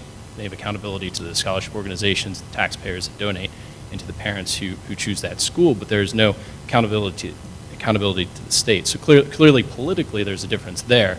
And how relevant in your mind is that to the functioning of a program, its ability to expand in terms of other schools that may not want to submit to that kind of provision, and to the long-term survival of independent and religious education? On the second point, I would again point to the example of Florida. Florida has probably the most financial, administrative, and academic accountability of any tax credit scholarship. But still far program. less than the least regulated voucher programs. Yes, but it does have a good deal of financial, administrative, and academic accountability, and I would say that it is not in any way, shape, or form depressed participation in the program. And in terms of Indiana, you know, we have a superintendent in Indiana who's a big education reform advocate. He's been a great champion of the voucher program. And Superintendent Bennett was the guy who really, who felt very strongly that he wanted to have these kinds of accountability measures in the Indiana program. There was a very lightly regulated credit program already in place. Was there any consideration of moving forward with that? Yeah. Which very lightly regulated, even with the expansions that were proposed, very little additional regulation. I guess what I'm getting at, since this is a discussion of tuition tax credits, is how important a consideration is this in your mind? The greater political ease of passing credit programs, and related to that, the relative lighter burden, much lighter burden in terms of regulation, and the lighter legal threat, which we've seen again and again in Arizona, where vouchers were struck down, credits were upheld. Vouchers credits have not been challenged in Florida, Pennsylvania, and I'm not very optimistic about ESAs in Arizona, the Colorado program, and that was recently passed, a voucher program there, and the Pennsylvania program, if it should pass. I mean, what kind of resources are we expending simply fighting these battles that don't exist with tuition tax credits? I would slightly disagree that the battles don't exist. You know, one of the things that we do run into is we will, as most of you know, the word voucher has been demonized over many years, and we refer to most of the voucher programs as opportunity scholarship programs, purposely, because of the way in which the voucher term is viewed in the public. But when you're talking with legislators, and we're talking about the difference between tax credit scholarship program and a voucher program, they'll still call it a voucher program. And in a lot of places, they will still try to litigate it. And, you know, one of the things that we've learned over the years is in no plan withstands contact with the enemy. And whether it's tax credit scholarship program, whether it's a voucher program, it is entirely possible that the ACLU or the local union or the local school boards association is going to try to litigate the program. That's just something that we deal with, and we work with our friends at the Institute for Justice, and when we look at a particular state and trying to make a determination of whether it should be a voucher or a tax credit scholarship program, that's really the first stop that we make. And we will talk to them, and they will have looked at the state constitution in each state, and they will say, look, this is a place where you're better off trying to run a tax credit scholarship program because there's less legal risk, or they may say this is a state you might try to do a voucher program. In some respects, voucher programs are easier to administrate than the tax credit scholarship program because there's less involved. But you know, to your point, I mean, some of the tax credit scholarship programs do have less regulation, no question. Not to nitpick, but all have less regulation. Some. Well, All. Some. It's we can email back. Well, let me address the question of accountability for a second. And there's lots of different kinds of accountability. And I would argue from the Jacksonian, constitutional litigation being a form of power politics, is that accountability is our friend. And that one of the best places in which to have the accountability discussion is to sit down with the teachers' unions and talk about what kinds are acceptable. And if you haven't read Stephen Brill's book, Class Warfare, where he talks about education reform and the kind of the accountability issues that are embedded in all of that. For most of the book, you are left with the impression that the unions are the enemy. But at the end of the book, he basically says, we have to work with them and we have to get them on board. And there isn't a teacher alive, who understands that, you basically get your class is what you get. And there's going to be disparate ability levels and disparate, kinds of preparation that teachers have. So if it's time to have that discussion. And that is, as Ken Starr found out when he argued the Wisconsin voucher case, that accountability came up in in questions from one of the justices of the Wisconsin Supreme Court. Even though it's not a constitutional issue, he wanted to know how the money was going to be accounted for. And if you can't answer that question, you need to go home and start over. So the question really is, how can accountability be our friend, and what kind of accountability are we willing to live with? And for Catholic schools in particular, all these civil rights kinds of accountability issues, which are wholly apart, from the question, do I have to hire an atheist teacher? What about an openly gay teacher? What about all these? Those are accountability questions too. And so if we really do need to put our heads together on what we're willing to accept and what we're willing not to accept. There's another side of accountability, and I think California has led the way, and I see Ned here and that is the accountability provisions that have been written into California law that allow disgusted parents at failing public schools to hold the school accountable and, in effect, yank its charter. They can force schools to be reorganized if they're failing. That's really what happened in Cleveland with the tuition vouchers there. Those schools were failing. They had been taken over by the state. The state had declared a, quote, education emergency.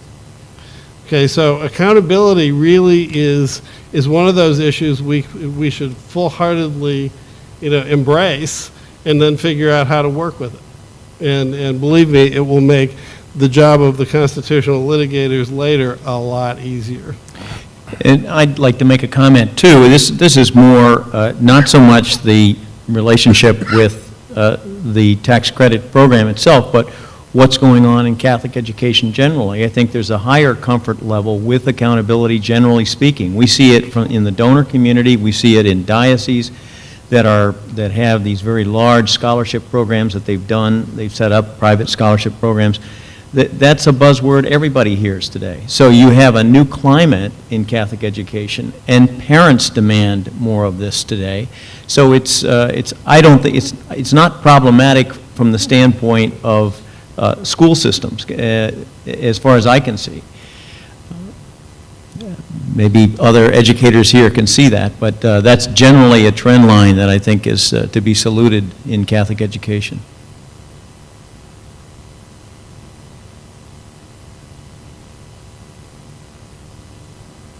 Good morning. I'm from Atlanta. I'm the director of Grace Scholars. It's the student scholarship organization for Catholic schools in Georgia. Includes the Archdiocese of Atlanta and the Diocese of Savannah. So the first thing I want to say is to Professor Destro, thank you so much. I started at Grace Scholars in April, days before I was to go for my interview. That wonderful court decision came down, and hey, I was only vaguely aware that I was going to interview at a place that might be in jeopardy. So I was very relieved to know what I didn't know, and it worked out just great. I think this is a great panel.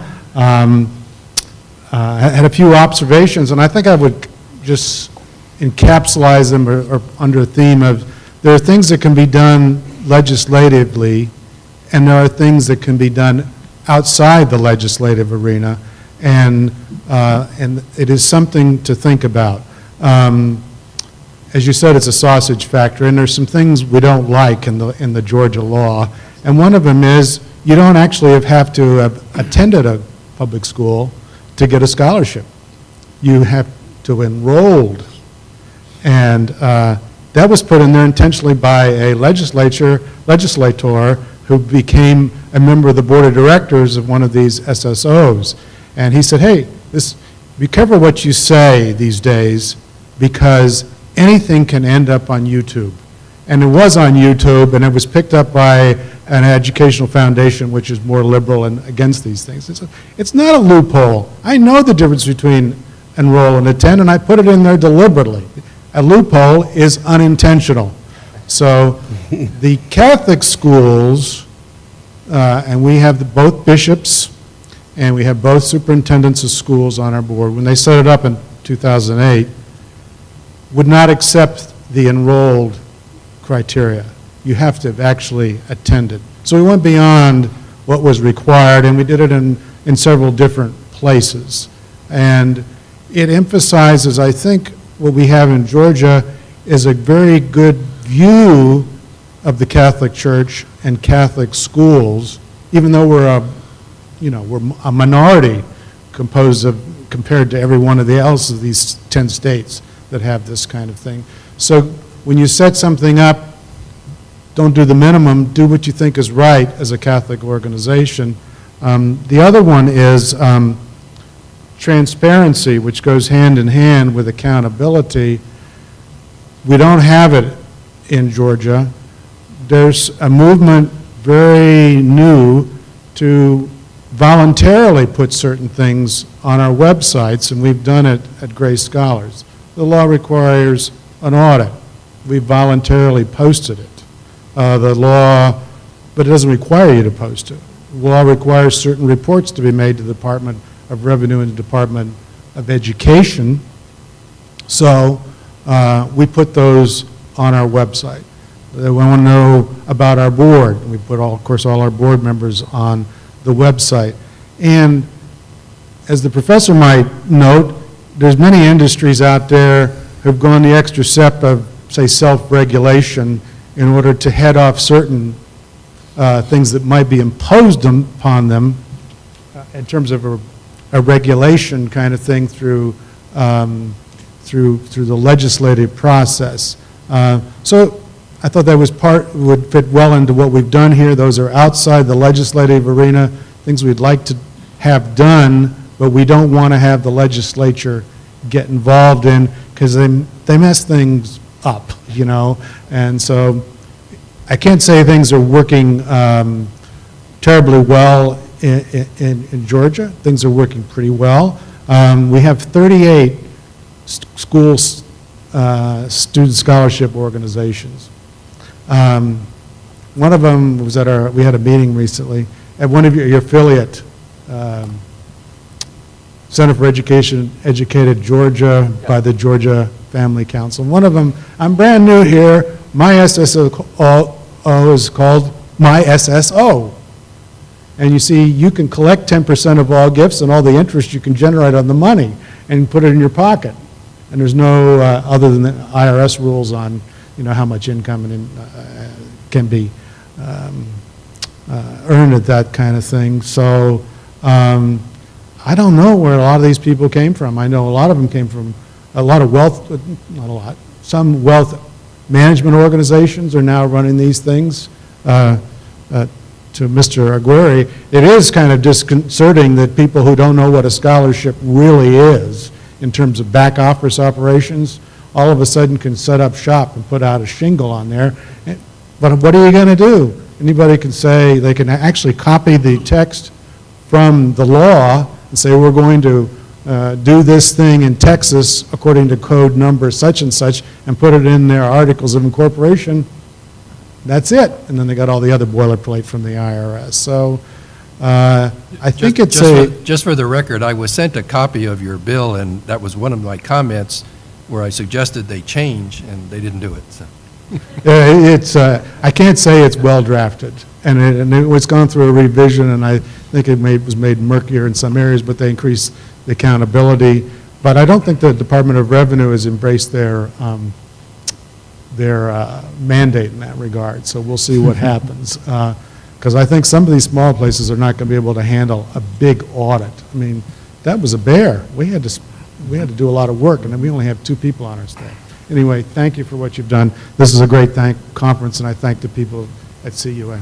Can I just ask you, how many scholarships have you all given out?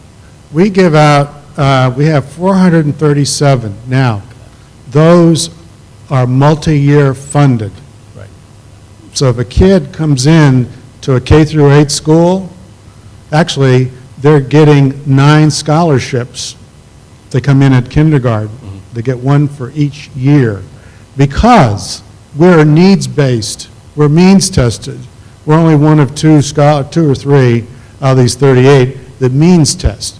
And we did that before I got there, but the board said, look, we're not going to admit a kid, give them a Grace Scholarship on a means testing where it makes it possible for them to go to this school, and then next year come along and say, hey, we didn't raise enough money, we're going to prorate you, or you don't get a scholarship. So any kid that comes in, a student, let me say that, and it continues to remain in good standing and continues to have demonstrated financial need will continue to get that scholarship. So by that, we probably have a lot. Most of the others do it on an annual basis, so we Right. would have, if you counted it that way, and I think that's what the regs are going to say. They've just put in regs, and we're going to be able to count more scholarships than just the students. Okay, great. Thank you. Michael Guerra, I'm on the board at the American Center for School Choice, as is Robert Aguirre, Jack Coons, and others. If Coons were here, he'd raise this question, so I'll raise it for him. But I believe it's a good question. Why do the people in this room care about tax credits? What's so good about tax credits? If we had someone here from the other side, if we had an opponent, they'd be taking notes, and they'd really be interested in how we answer the question. If we say we're interested in tax credits because it'd be good for Catholic schools, and we're struggling to keep our schools alive, and we won't succeed on philanthropy alone, so we need tax credits, that would be, I think, a political disaster. The other side would then write that the Catholics are gathering forces once again to dip their hands into the public till. They can come up with all the money they need to put up big cathedrals and other things that I won't mention, but they can't keep their schools alive, so they're trying to get their hands on public money. It's not a very useful position for us to take, and I don't think it should be our position. I think we should take a position that says we're interested in school choice because it's good for families and good for kids. Now, I would argue that there are two sort of main streams that have promoted choice historically. One which is most closely identified with Milton Friedman and exists to this day and is quite reputable, talks about educational reform in terms of the marketplace.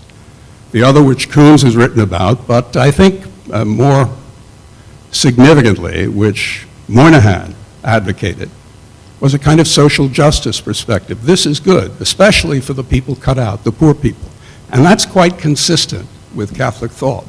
So I believe we ought to think about why we're in this, and the institutional self-interest should be seen as a collateral benefit, just as test scores are a collateral benefit. We need to be accountable. I don't want to understate that. We need to be accountable. But we need to avoid the trap of arguing that this is all about raising test scores. It's all about unleashing the market.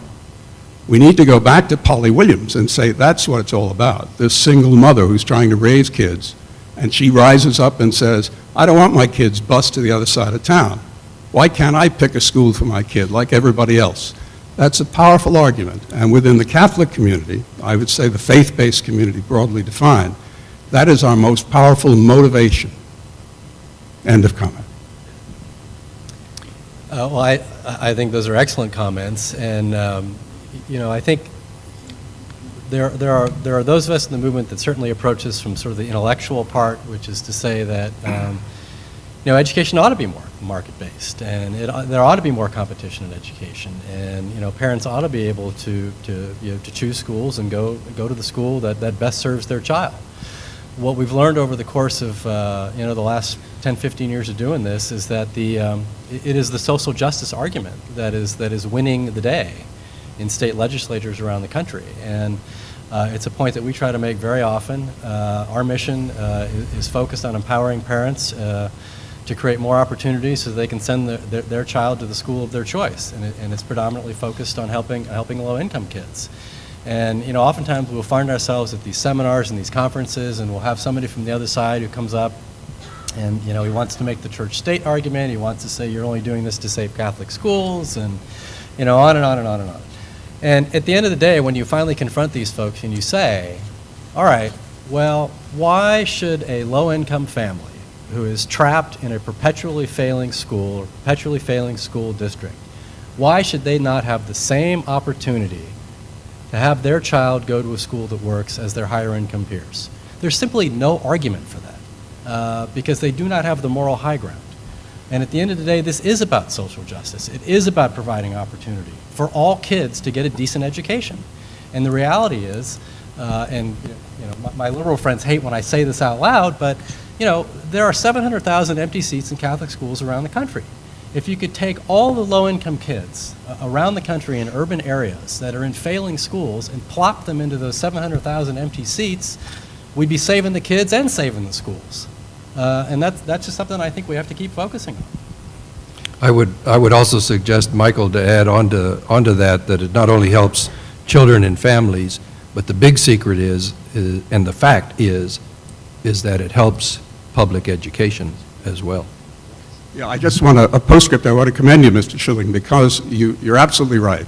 And your organization has done a much better job in recent years avoiding the antipathy between these two points of view. Historically, we have sometimes had arguments among ourselves, which the other side loves. And there is really no reason that we need to have arguments between the social justice folks and the market folks. We all want to see the same outcome, even if our motivations are slightly different. So if we can avoid fighting among ourselves, I think that would be wonderful. And you've done a good job with that. Appreciate that. One thing I do want to add real quick, just in defense of my friends at the Friedman Foundation, is that they will go into places, and they clearly have a universalist approach to this, no question. It's something they clearly believe in. They're protecting Dr. Friedman's legacy. But they will also be supportive of programs that don't go all the way like that. And they're very, very helpful in a lot of states, doing polling, doing research, and helping to spread information about why these programs do work for kids. Thank you. Go ahead, Frank. Well, I was just going to say, Mike, I think you have the gist of this whole conference really in your comment, is that as we move forward with some degree of advocacy, that's your framework is what we have to put out there. You know, how are we contributing to the common good here? This is where the argument is moving, I think, more and more. And it is a social justice argument. We can make it very persuasively, and in my comments, I made some of those points. I mean, how we educate impoverished people is quite remarkable. And we did this. This system has done this since immigration days.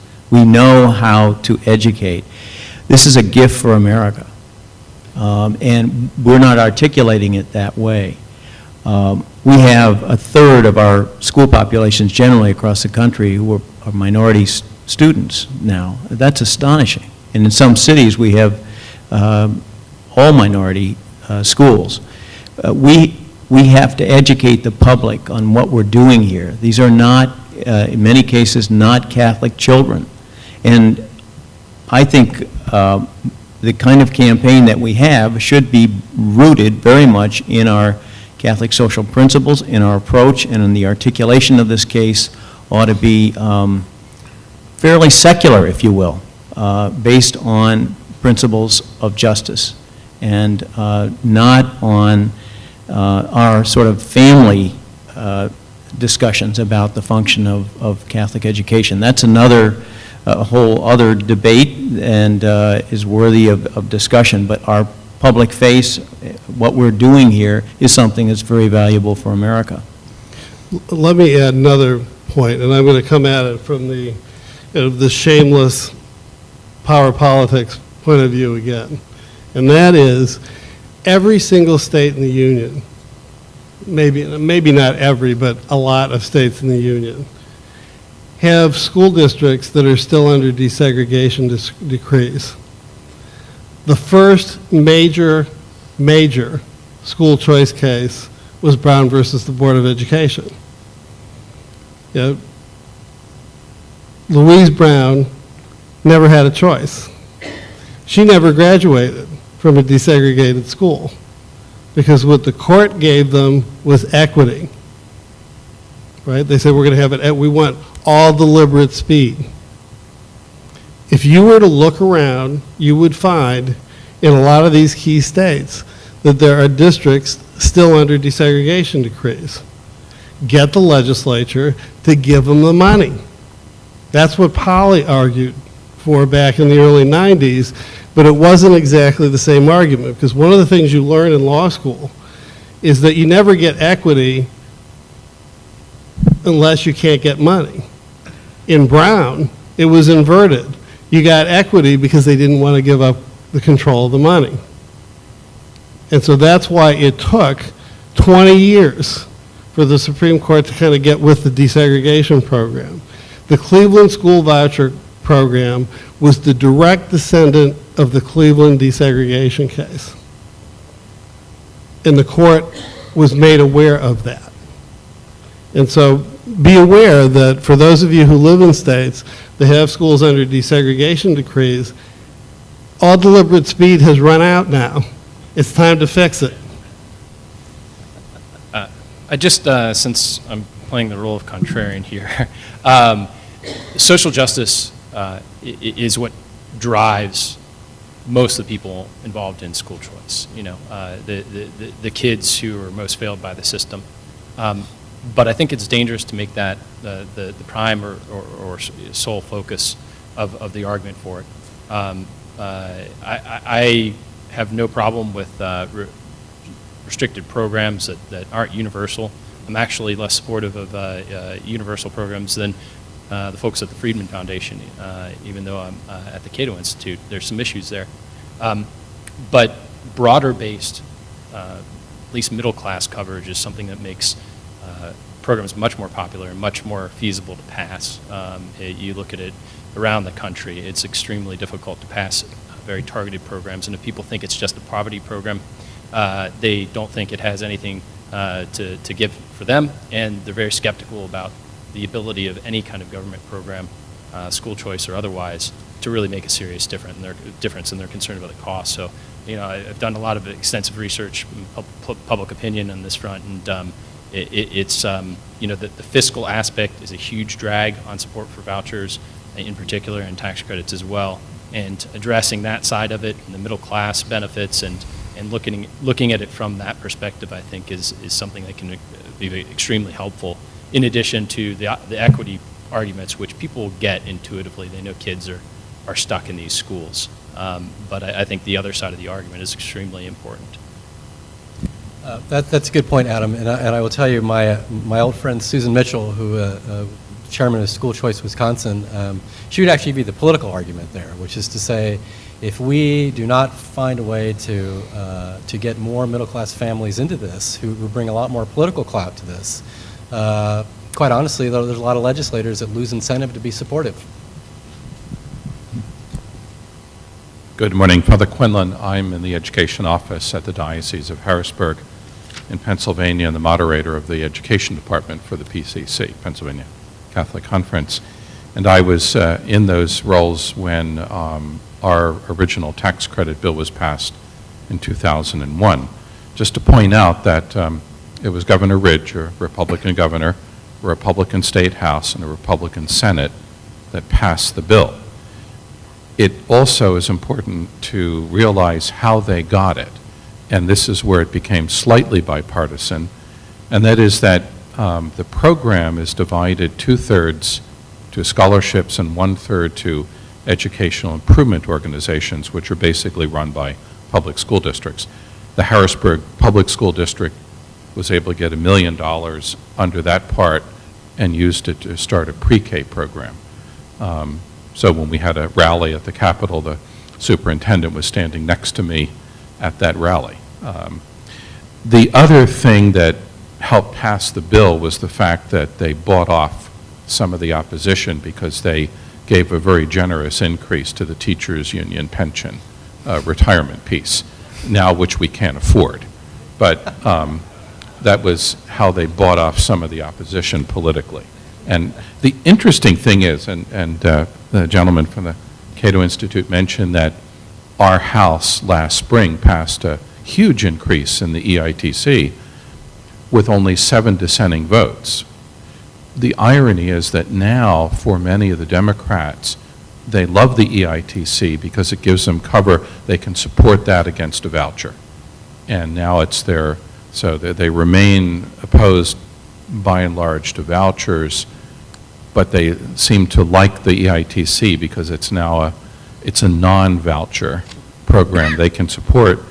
And ours does have a fairly generous middle-class component. The limits, the income limits are $72,000 for a family plus $12,000 for each dependent.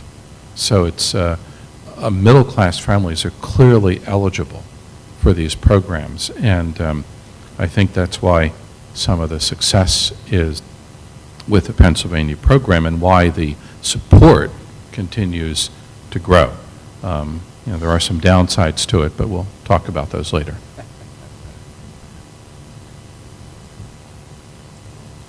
Hi, Ken Famulari from the National Catholic Educational Association, not too far from here. It's probably the New Yorker and the Italian in me that hears accountability and gets a little nervous about that. You mentioned earlier about employment issues, and I was curious as to how much in these conversations, ministerial exception and all of those things that go back to a time when we had far more religious in our schools than we do now, how much of that is in this conversation? I think that for many of our schools, our religious were a large part of the Catholic identity, and now that we are working with lay boards and lay teachers and working on Catholic identity issues, those exemptions aren't talked, I think, a lot about in our community, but they're real, and I think that they're interesting and important, to say the least. So I'd be curious to see how much of that aspect of our governance is talked about in these conversations. Well, it has to be. I mean, I would just say at the outset, I mean, the mission issue, why are you in business, is central to the identity of the institution. We have these discussions here at the university. It's a question of accountability to the church community out of which we come. But again, you can't run away from those. And you have to think about one of the ways that they will try and get you is by imposing, employment restrictions on you, that you may not be able to live with. And it is and that kind of litigation, I mean, the constitutional litigation is really expensive. The good side of it is that you get your attorney's fees if you win than anything else. So the question of how these things dovetail into the various employment laws and the reasons why you want to make nice with the teachers' unions to the extent that you can is very practical, good social policy. I mean, because you want to be open to people, but not so open that, a place that will remain nameless that didn't want to say, a Catholic institution that didn't want to say grace before meals because they thought they might offend somebody. These are the kinds of things that we need to think about going forward. Because as soon as you get any kind of money that can be characterized as government, then these non-discrimination kinds of rules apply. Hi, Marie Powell from the Catholic Education Office for the Bishops' Conference. And just on those same issues, accountability and Catholic identity, it is certainly my impression that the tuition tax credit programs allow you a lot more flexibility that does not impinge on the Catholic identity of the institution, whereas for voucher programs, you have to be much more careful about what is written into the law. So for example, the voucher program, the scholarship program at the District of Columbia, it's pretty clear in there that you don't have to take away religious symbols, that you do not have to change the nature of your board if you are a school that accepts scholarship programs.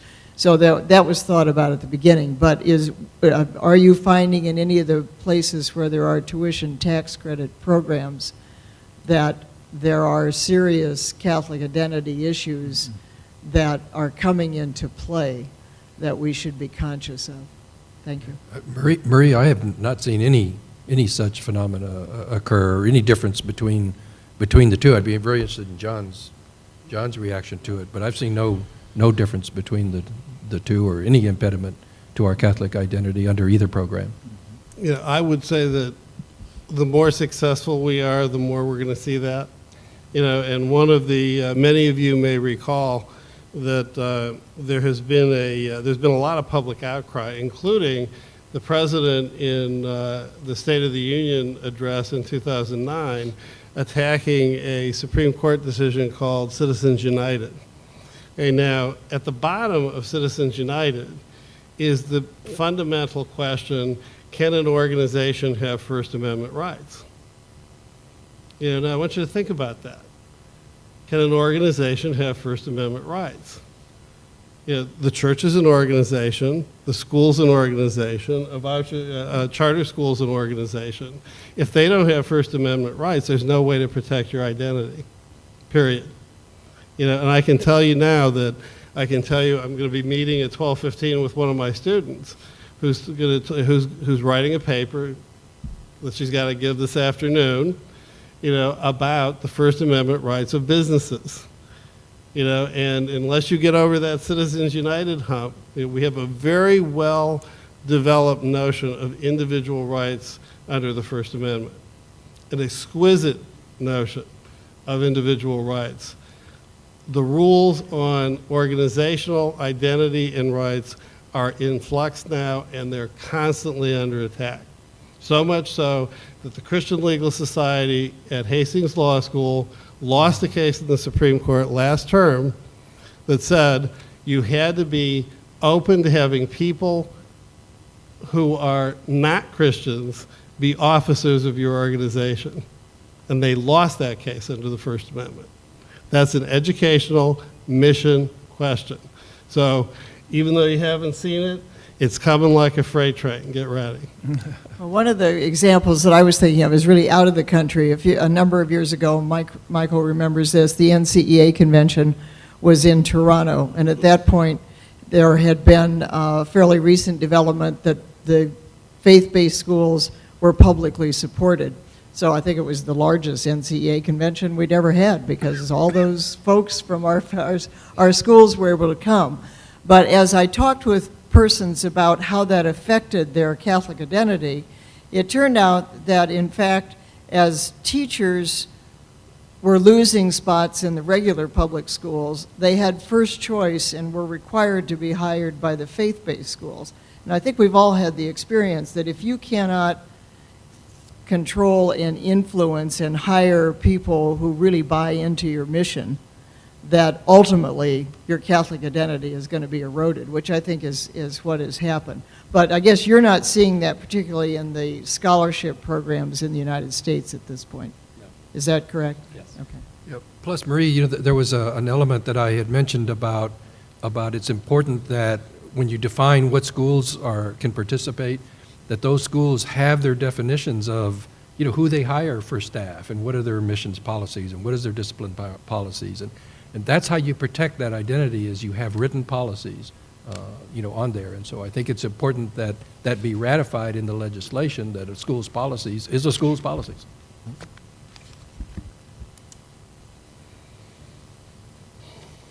I'm Dale McDonald with the National Catholic Educational Association. And as an association, we became concerned about this whole accountability question and equating accountability with assessment only. And so, and also, who gets to define accountability? That was our big concern. And at NCEA, probably about 8 years ago, we developed an accountability statement that's available still on our public policy section on our website that really looks to the whole question of, as a Catholic school, to whom are we accountable? And we've developed a broad spectrum of people, beginning with the magisterium of the church and the parents and the students that we serve, et cetera, and the role of assessment and multiple forms of assessment. And I think that's important to keep in mind when we're looking at these accountability provisions. Who defines accountability in the law, and what do we find acceptable or non-acceptable within those provisions? No, I think that's a very good point. And one of the things we try to do is, having some experience in this over the course of many states, we try to, look at what's worked and look at what hasn't worked, and to try to go from there. But as one of our board members pointed out a couple of years ago, we are not psychometricians, so we should not be attempting to design accountability systems. But I think what we're trying to do is we're trying to design something that can at least get to the point where we are able to illustrate whether the children are making progress in the programs, and don't think that they need to be exclusively limited to test scores. Well, I'd like to thank the panel for an extraordinary session this morning.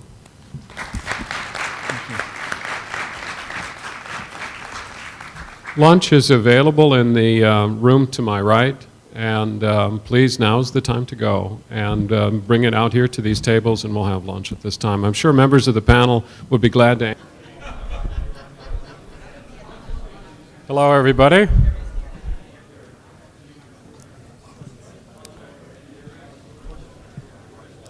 I hope everyone has had a chance to pick up their lunches next door.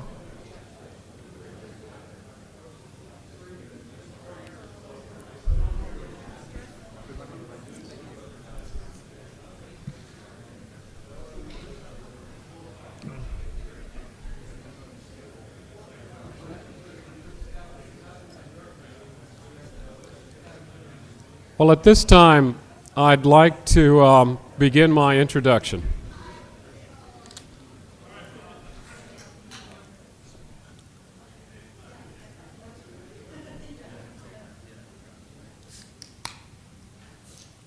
It's always a great honor for me to introduce His Eminence.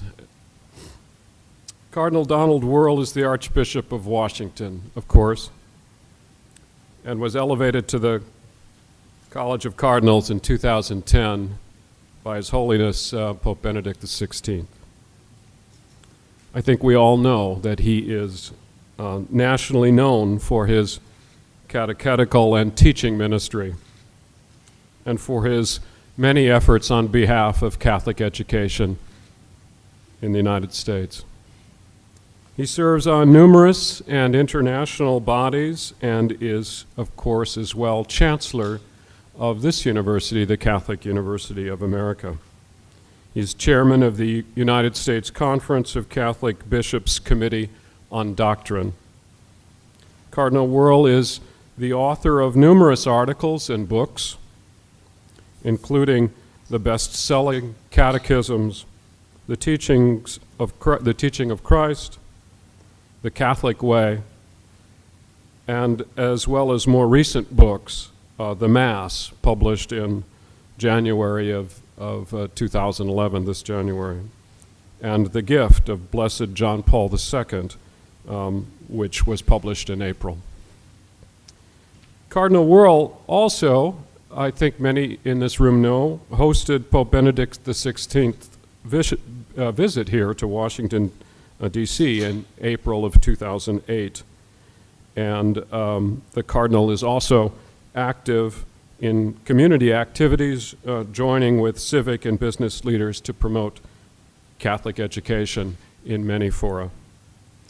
His Eminence is one of the Church's most prominent champions for Catholic education. And so we are today especially honored and grateful for him to join us. Cardinal Wuerl.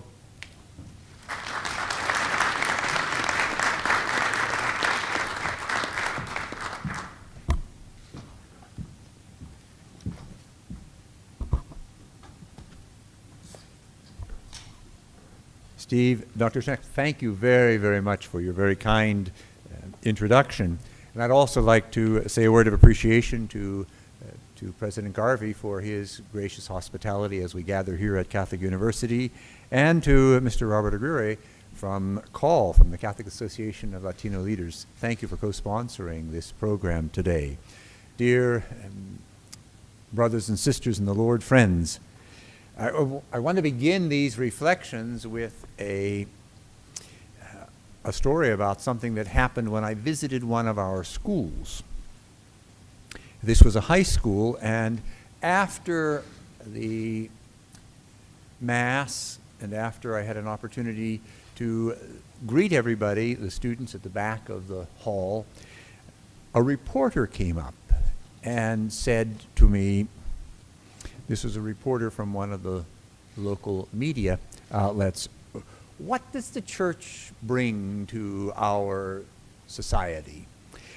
With this reporter was the young lady who was the reporter for the school paper. And she said, "What does the church bring to me?" The answers to both those questions are rooted in something that identifies our whole educational effort, the identity of our Catholic schools, because it's precisely the faith perspective that our schools bring that answer the question, what do we bring to the wider society, to the community, and what do we bring to each individual student? This conference on Catholic education addresses different aspects of that issue. I understand that the panels discussed, among other things, public policy as it affects our Catholic schools, but also the profound effect of Catholic schools on the community, and specifically on our students. I would like to begin first with a reflection on the uniqueness of Catholic education. What we bring, whether it's to the community or to the individual students, is an environment that includes an invitation to faith. It includes, for the individual student, an introduction to Christ, and it introduces the student to the whole challenge of the gospel. What Catholic education brings to young people entrusted to our care is precisely the perspective of faith, so that when they ask the questions that every student, every person asks at some point in his or her life, how shall I live? What are the values that will direct my life? What will determine the choices I make? What's the purpose of all of this? That there will be a voice helping that person respond to those questions. A voice that says there's a whole gospel perspective. There's a whole faith perspective inspired by the wisdom of God. Our Catholic schools, and I'm now preaching to the choir. In fact, I'm preaching to choir directors. But these truisms that I am enunciating, I think, need to be said. They need to be said over and over again. And the reason they need to be said is because they are true.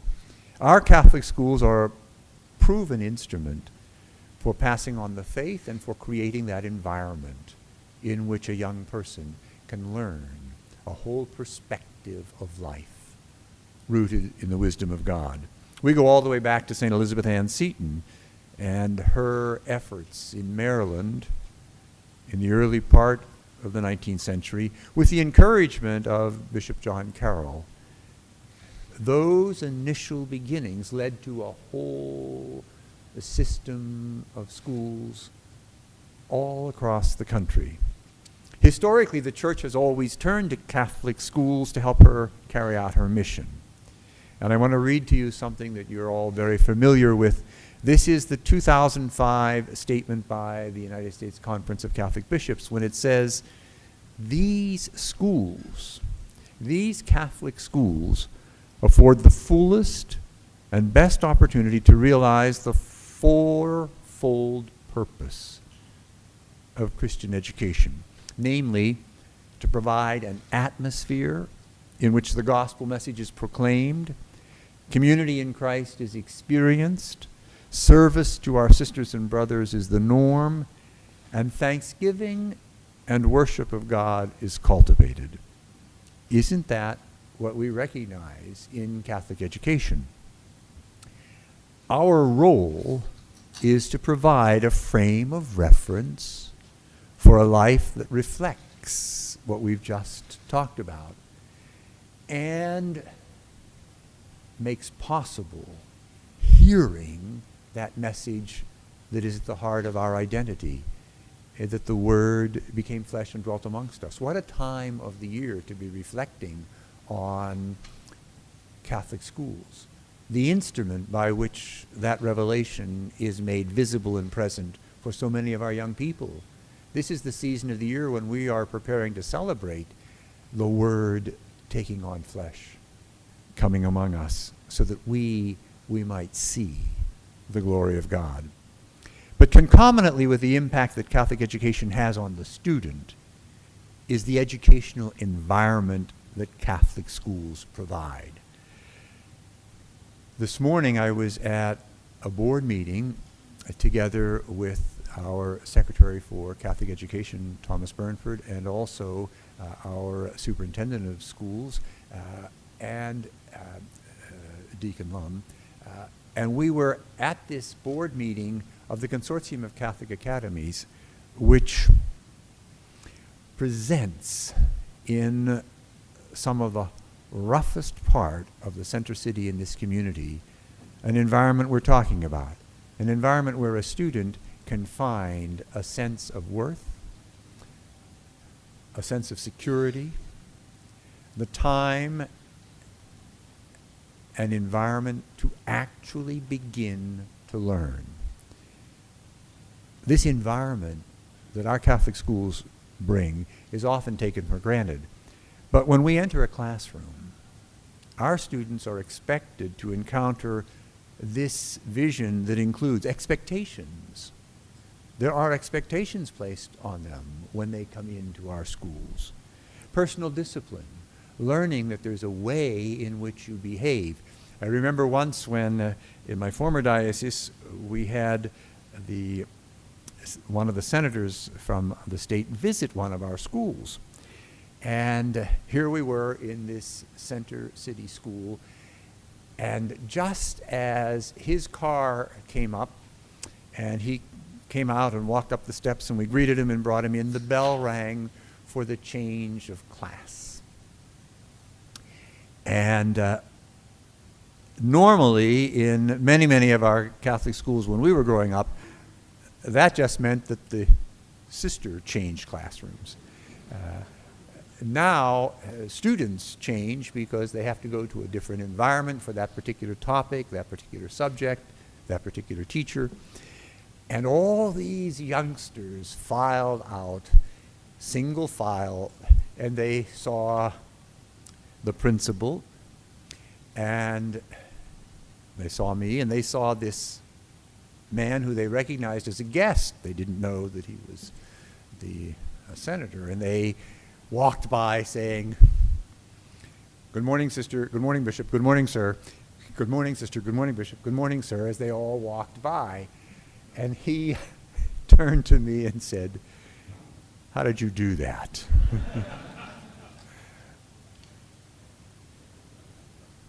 I guess it was so much out of character for the schools that many people visit. Personal discipline, moral values, the distinction between right and wrong, isn't that one of the things we expect kids in our schools to come to learn? And then the obligations that follow on the recognition of their own personal worth, their own personal value, their own personal dignity. Foundational to our Catholic identity and the environment of our Catholic schools, then, is the recognition of the God-given worth, value, dignity, potential, and future of every single student. I remember once when we had the university, again, this was in Pittsburgh, we had one of the universities conduct a study. We did not go to the Catholic university there because we said we don't want them to say the study is tainted. So we had the University of Pittsburgh conduct this study on a grant from the Heinz Foundation. And when it was all over, the report card spoke not only, and we had them issue it in the form of a report card, not only on the quality of the education, but on the environment that it created and on the results of the students in their efforts to acquire an education. But one of the questions that was raised in the course of that study by visitors to some of the schools was, you just get the cream. That's why your schools do so well. And I remember the response, because it made its way into the report. Not only as a part of the report, it made its way as a topic headliner for that section of the report. Sister Marjorie, who happened to be principal of one of the schools, said, "We don't get the cream. We just treat our children as if they were the cream." And I thought, isn't that true of all of our Catholic schools, and especially when you get into the center city, the inner city schools? The children are treated as if they are what they really are, individuals made in the image and likeness of God and worthy of all of our effort, attention, all of the environment we can create for them that gives them a chance. Catholic schools become then a gift to the whole community. It's not just that they are there serving the church, which they do, and the child, which they do. They serve the entire community. They're recognized as centers of learning that foster personal development and growth, enriched with a sense of self-fulfillment and worth, and guided by basic, essential moral norms. On the one hand, this symposium talks about and deals with partnerships that should exist. They should exist within the community, between and among our schools, businesses, foundations, and also the political order. And I would like to cite a couple examples of that type of partnershiping. One is here in the capital, another is in my former diocese. The Extra Mile Education Foundation was begun years ago simply to provide a level of partnershiping between corporations, foundations, and the church to deal with the need for education in the center city, in the inner city, where the children were simply not getting the opportunities, the future, the possibilities that our schools offered. That was a model that worked because there were all kinds of resources in that community. But I'd like to talk to you a moment about the Consortium of Catholic Academies here in our nation's capital. It's also based on the idea that there should be a partnership. The partnership should be between the church providing these schools and the wider community that can bring resources to them.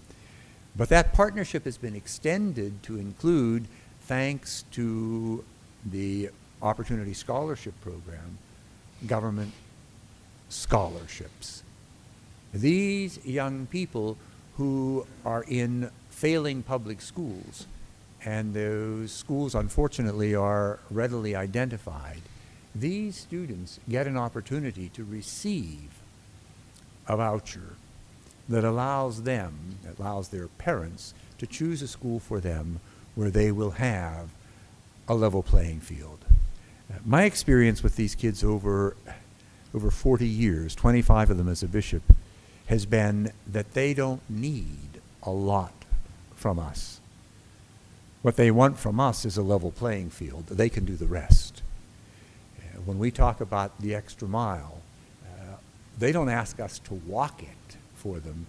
They just ask us to walk with them. When we talk about the Consortium of Catholic Academies, they don't ask us to do the work for them. I was so proud of the 7th grader who met me at the door today, along with Tom Milan, who met us there, and he was so proud of his school, and clearly a fine youngster.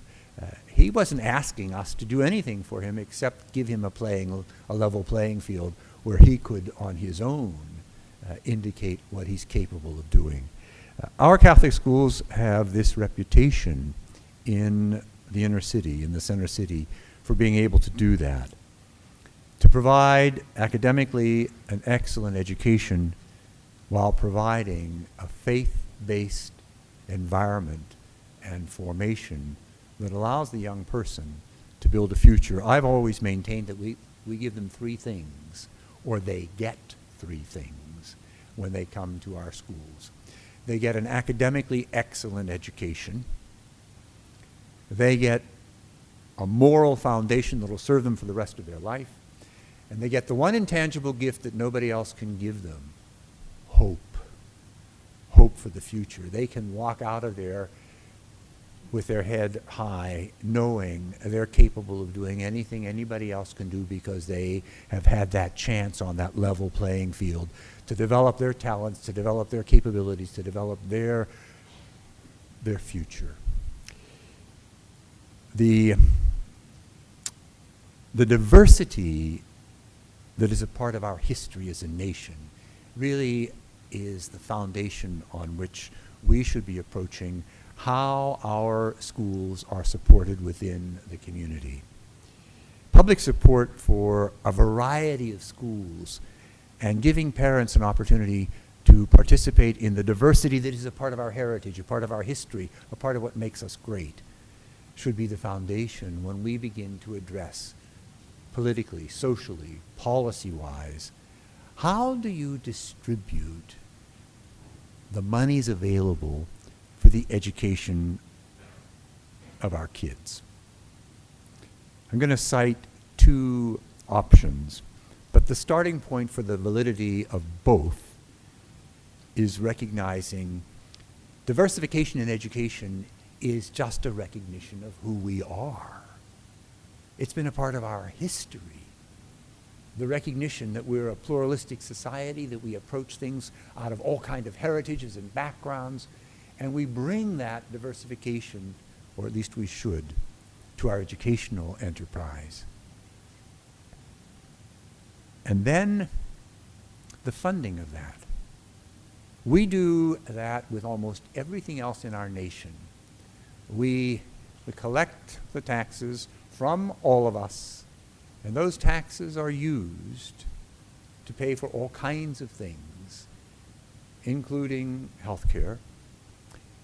Since we all pay the taxes, why shouldn't some of that money follow the child, follow the parent's decision for the education of that child? In first world countries all over this planet, in first world nations, we find that happening. I'd like to touch on just two ways in which that can be expressed. One is the option that we see now here in the District of Columbia, the opportunity scholarships, the so-called vouchers. It's a very simple concept. If this school and this school and this school and this school aren't educating children to the level that they have a right to be educated at, then why not provide them a voucher that allows them to go to a school where they will get the level of education that they're entitled to? And in that way, we begin to see at the heart of the effort the child, at the center of the discussion the student, and the goal of the whole effort, the improvement of the life of that student. And the church has been at that in this nation for 400 years.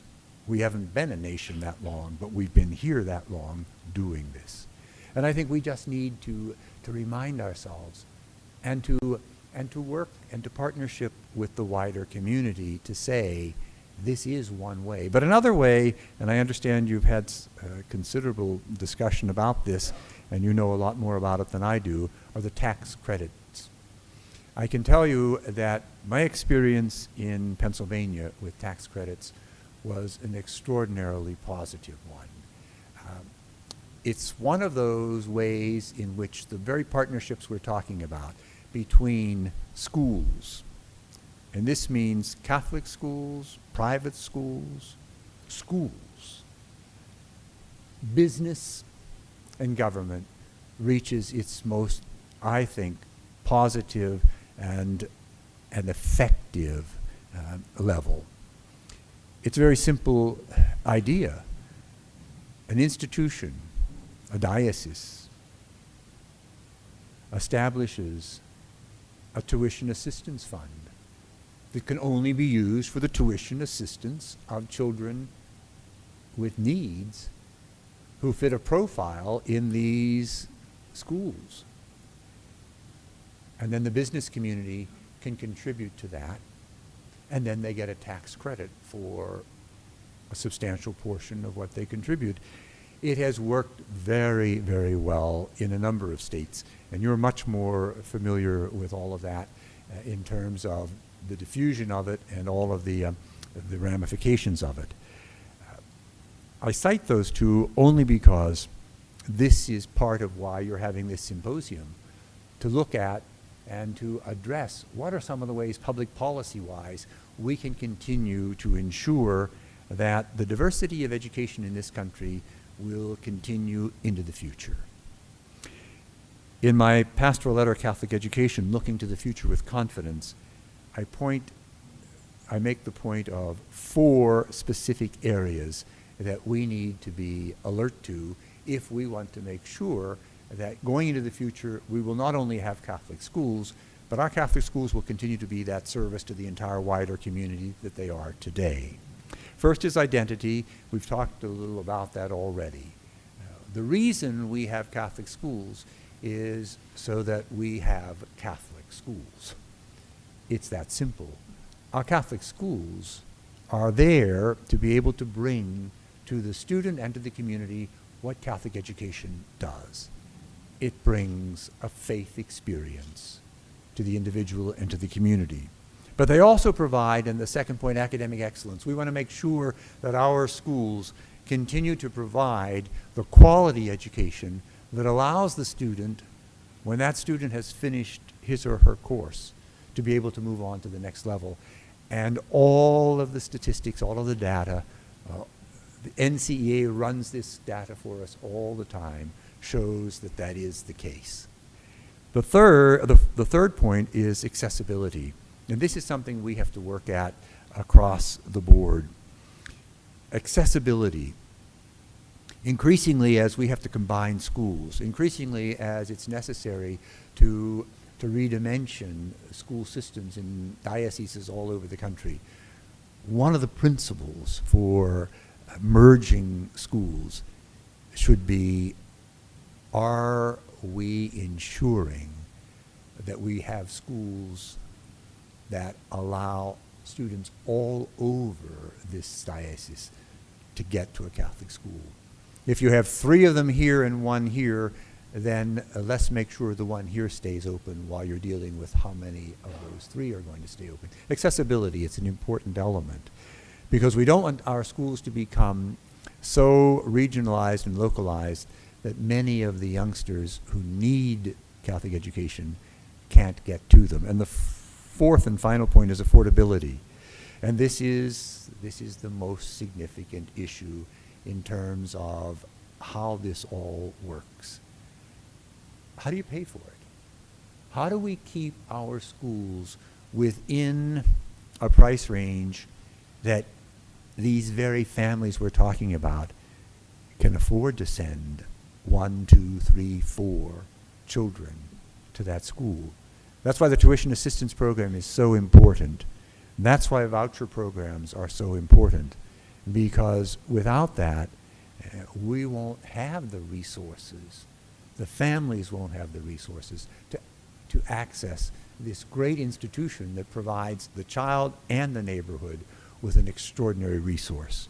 That's all part of what we're dealing with when we talk about the challenges that face communities today, Catholic education today, and our long-standing tradition of providing excellent faith-based education and a future for the kids who come to our schools, especially our inner city schools. In a word, as this world we live in today, this culture, this society, looks for some values in the face of what is otherwise provided, our schools are there. Our schools are there for all of the kids in those neighborhoods who have nowhere else to look. What you do by way of supporting this whole effort is so praiseworthy. The fact that you're here, the fact that once again the leaders of the choir are here determining how we best do this is a tribute to you. And I would like to think that our young people, years and years and years from now, these young people that are going through the schools, these young people that are coming out with an excellent education and a faith formation, a moral formation, and hope for the future, that these young people are going to look back and they're going to say, thanks to those people who were at Catholic University, thanks to those people who were a part of C.A.L.L, thanks to those people who are a part of NCEA, thanks to those people who are a part of school systems, Catholic school systems all over this country, I was able to get a life. I was able to get an opportunity. I was able to get a future. So thank you. Thank you for what you do. Thank you for sticking with what is a noble enterprise. We hear that word used often, that phrase used often, but it's truly applicable when applied to Catholic education. It is a noble enterprise. And like all noble enterprises, it takes an enormous amount of work. Thank you for being so committed to the next generation of citizen, the next generation of members of our church, the next generation who are going to be the leaders of both church and state. Thank you for what you bring to this effort today, because someday we're going to see the fruit of what's going on today, just like all of us are the fruit of what others did for us a generation ago. Thank you, and God bless your work.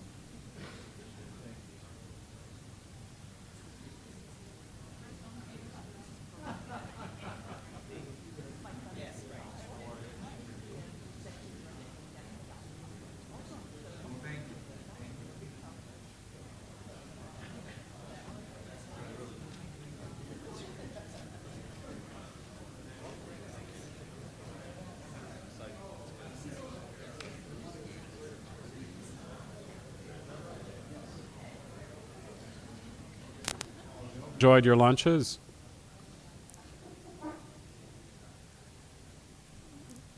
As you probably realized, this morning's panels were primarily focused on vouchers and, of course, especially tuition tax credits themselves, and the legislative and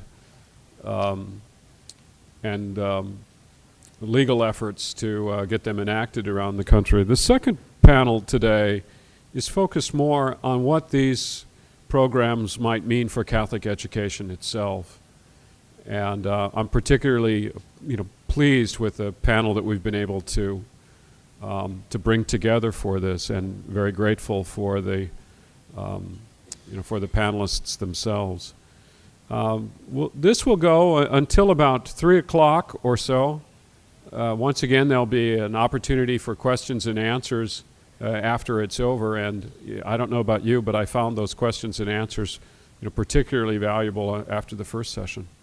And then there will be a Mass, not here in this building, but across the parking lot in Caldwell Hall, that begins a little bit after 3 o'clock for those of you who would like to attend the Mass as well. With no further ado then, Dr. Mimi Schutlöffel, would you like to start us out this afternoon?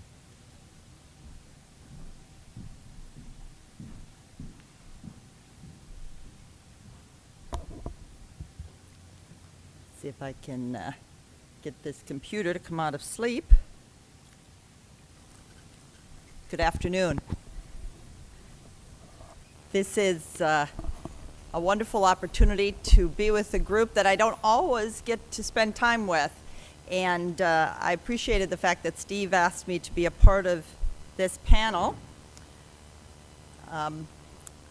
I'm chair of the Department of Education here at Catholic University, and one of the fellows here at the Institute for Policy Research and Catholic Studies.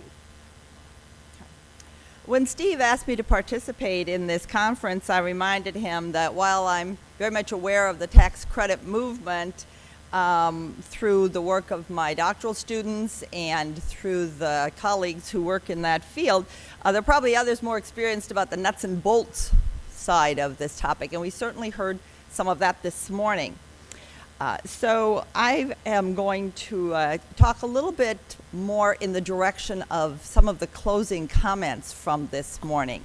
And so I'm going to try not to make it sound like I collaborated with Michael Garrow before I wrote this talk, but there's certainly some flavor of his comments in what I'm going to say, because I'm going to talk a little bit about why these efforts matter and what are the motivational or intentional aspects of these efforts and why they are important to us. Every era has dealt with big educational questions. The 1800s was no exception for Catholics. And on the slide, you see a quotation from Bishop Spalding in the mid-1800s.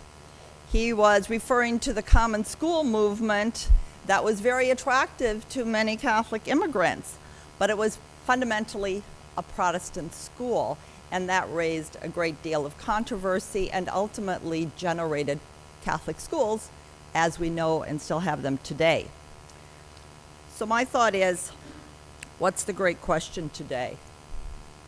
And I would offer that the great question today might be, do we believe enough in the purpose of Catholic schools to pay for them? It seems like every meeting of Catholic educators that I've attended in the past 15 years ended up being a conversation about the financial state of the schools.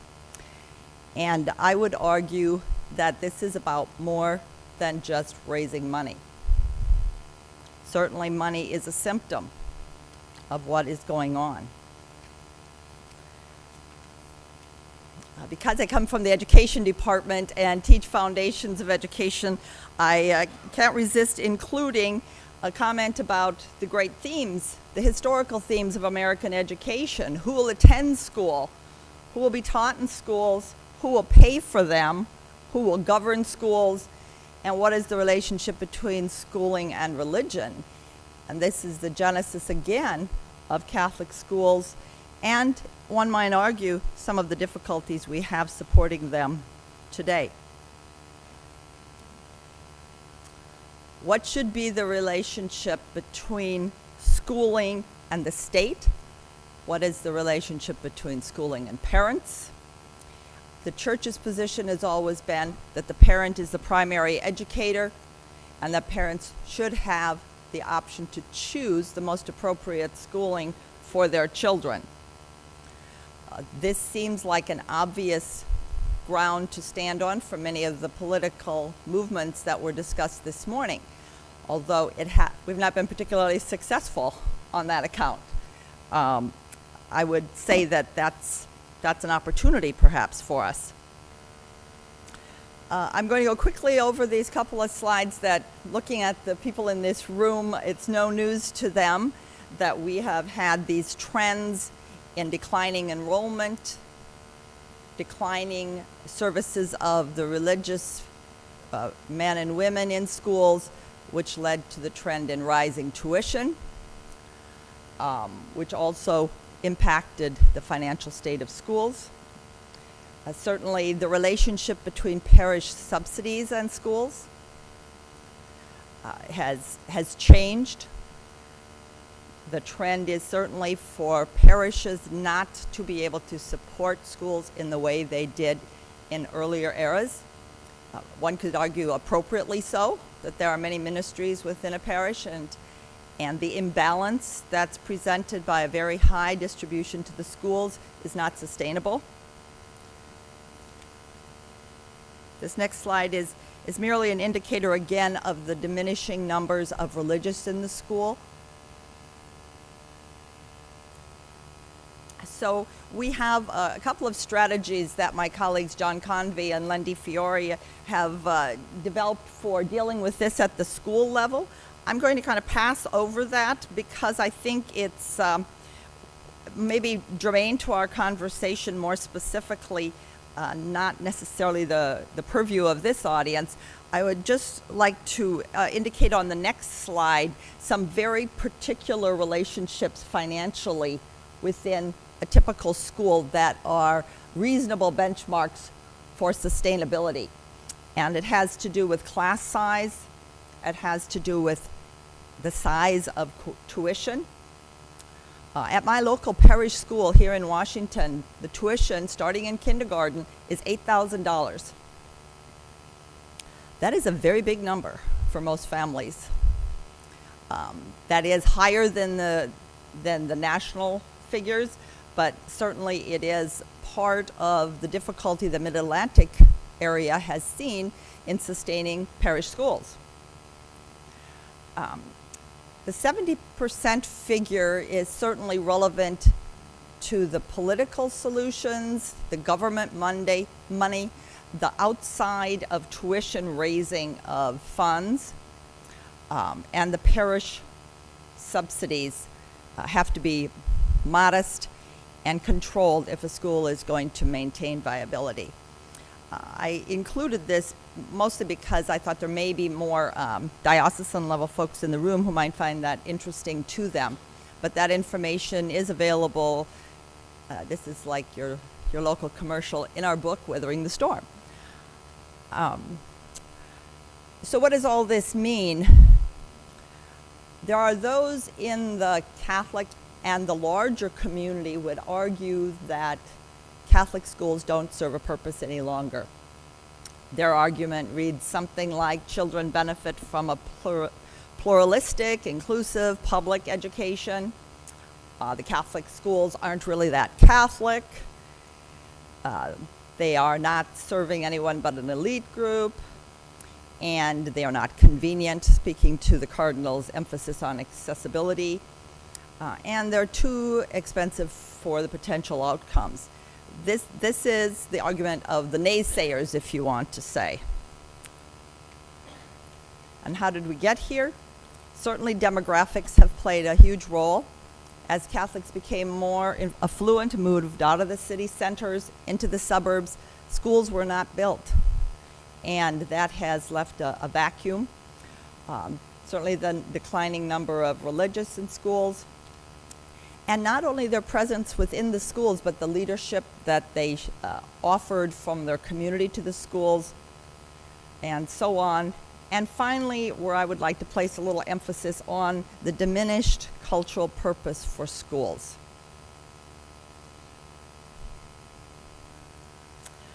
In other words, is there a role for Catholic institutions today? And what could be the purpose for Catholic schools today? And I think this is relevant to the discussion and where it was going at the end of the morning session. I'm going to propose that there are three potential purposes. One is a traditional role, which is to provide quality education to marginalized groups, to help move them into the mainstream. And also a social justice role, which is consistent with that as well. There are many ethnic communities in certainly this metropolitan area and across the country who could see Catholic schooling as a ladder into the mainstream. And finally, another traditional role for Catholic schooling, which relates to leadership preparation. So I'm going to ask the question a little differently than how it was asked this morning. How many in this room went to Catholic elementary school? How many went to Catholic high school? Catholic undergraduate? Catholic graduate school? This is where leadership came from, was from Catholic institutions, from Catholic schooling. And Catholic institutions had a profound impact on the promotion of religious vocations. A current example, really, that's pretty astounding is the Diocese of Wichita. Wichita, which is often referred to because of its stewardship model. It's interesting from a lot of different perspectives. One could critique Wichita by saying that even though the possibility of free tuition, kindergarten through high school, a little more than 50% of the Catholic parents in Wichita choose Catholic schooling. On a more positive side of the Wichita model, small diocese 2 years ago had 33 beginning seminarians, a completely disproportionate number to the size of the diocese, but many within the diocese firmly believe is a product of their very inclusive stewardship model, which is about more than how the money is delivered, more about engagement with the church and how that is where they're paying their dividends. I just want to close and leave time for some further discussion on all of this. I think we need to have a realistic view of the past. We have sometimes a kind of a romantic view of the past when Catholic educators get together. But even at its peak in the 60s, there were only about 50% of the Catholic children in Catholic schools. It's also, and the Cardinal referenced this as well, it's important to know that we are in a very exclusive club as a country not supporting religious schooling. There are probably 4 or 5 other countries in the world that do not support religious schooling. Places like Libya and Cuba, China. And so we are an anomaly as a nation to not let the money follow the child.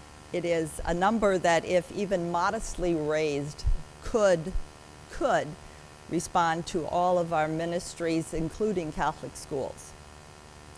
So how do we motivate Catholics to see that there is a purpose for their money being given to support these ministries in the church?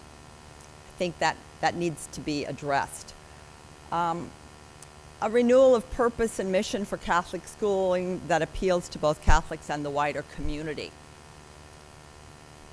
If one wants to take a very dismal view, one could argue that with around 10% or less of Catholic children in Catholic schools, is it already too late to make the broader case? And I would hope not. I would hope not. But personally, I have seen my grade school diminish to minuscule numbers, my high school close, my college close, all Catholic institutions that served an important purpose and now could not sustain themselves because the larger community, Catholic and otherwise, didn't see a role for them. And finally, related to this whole motivation mission piece, a recognition that Catholic cultural social capital is fragile today. The world that young Catholic children are growing up in, the world that my grandchildren are growing up in as a Catholic, is very different than the world that I grew up in, and I dare say most of us in this room grew up in, that are in my age group, where we were surrounded and immersed in Catholic institutions. We were immersed in a sense of what it meant to be Catholic and how that impacted your entire life, not just those 58 minutes on Sunday morning. And somehow that engagement needs to be reignited so that the purpose of why we care about Catholic schools isn't just because we need money. Needing money cannot be the motivational purpose. The motivational purpose needs to be for the benefit of our faith, for the faith of our children, for the faith of our grandchildren, for the benefit of our faith within the larger society. That is a more compelling reason and perhaps could motivate the Catholic community to open their wallets and put their money where their values are. Americans very much are willing to spend money on what they value. I call it the Lexus syndrome. You know, if you want something bad enough, if you care about it enough, you find ways to pay for it. And we have not been able to sell adequately the purpose, the value of Catholic schooling, and I would say many of the church's current ministries. And this needs to be dealt with in a very assertive sort of way, because those of us in this room eventually are going to retire.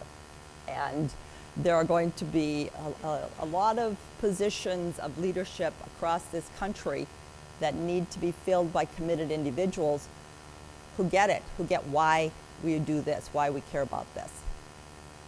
Okay? So I'm going to stop my comments here and give the other panelists who are going to give another kind of perspective. I just want to end with a little personal story about more than 20 years ago now. A small school in a very at-risk community, a community that had not the demographic that was successful in schooling, Catholic school. The pastor was subsidizing the school to the tune of almost 70% of the parish budget, which was unsustainable, as we all can imagine. And I was asked if I would be principal of that school. I'm basically told you have 1 year, do or die. And I'm no financial wizard like some of the folks in this room, but I knew that we could not raise tuition to make up the difference. These were not those kind of families. Other people had to buy in. They had to believe that it was important for a generation of students to think they could finish high school, even if their parents didn't. They could maybe go to college, even if their parents didn't. And it was generating support beyond the parents in that school, beyond that parish, that really made sustainability possible. And so I know that the story matters, our story matters. And as the development people like to say, the money follows the mission. The money will follow the motivation of people to sustain the mission. So with that, I'm going to let Tom have his opportunity to share his comments.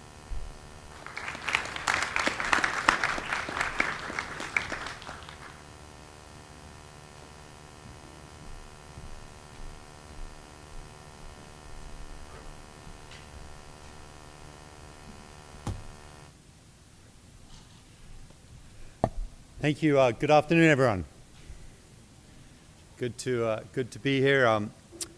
Thanks for the opportunity to talk about Catholic schools in the Archdiocese of Washington particularly. My name is Tom Burnford, and I have the privilege of serving His Eminence Cardinal Wuerl as Secretary for Education in the Archdiocese of Washington.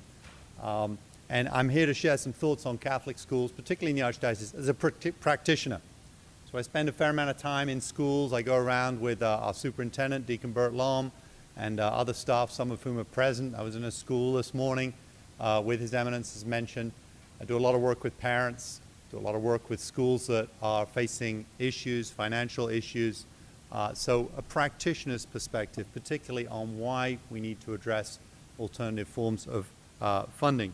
Personally, I was blessed to receive a great Catholic education in England. I went to Ampleforth College, a Benedictine high school in North Yorkshire. After that, I went here to Catholic University. I went to Dominican House. I'm still here. I'm actually supposed to be in class right now for a doctoral program, so I'm thrilled to be here because since I wasn't in the class, I won't get asked if I read the reading, which I didn't, and there was a lot of it. So I'm thrilled to be here with you this afternoon. This is a lot more fun. So.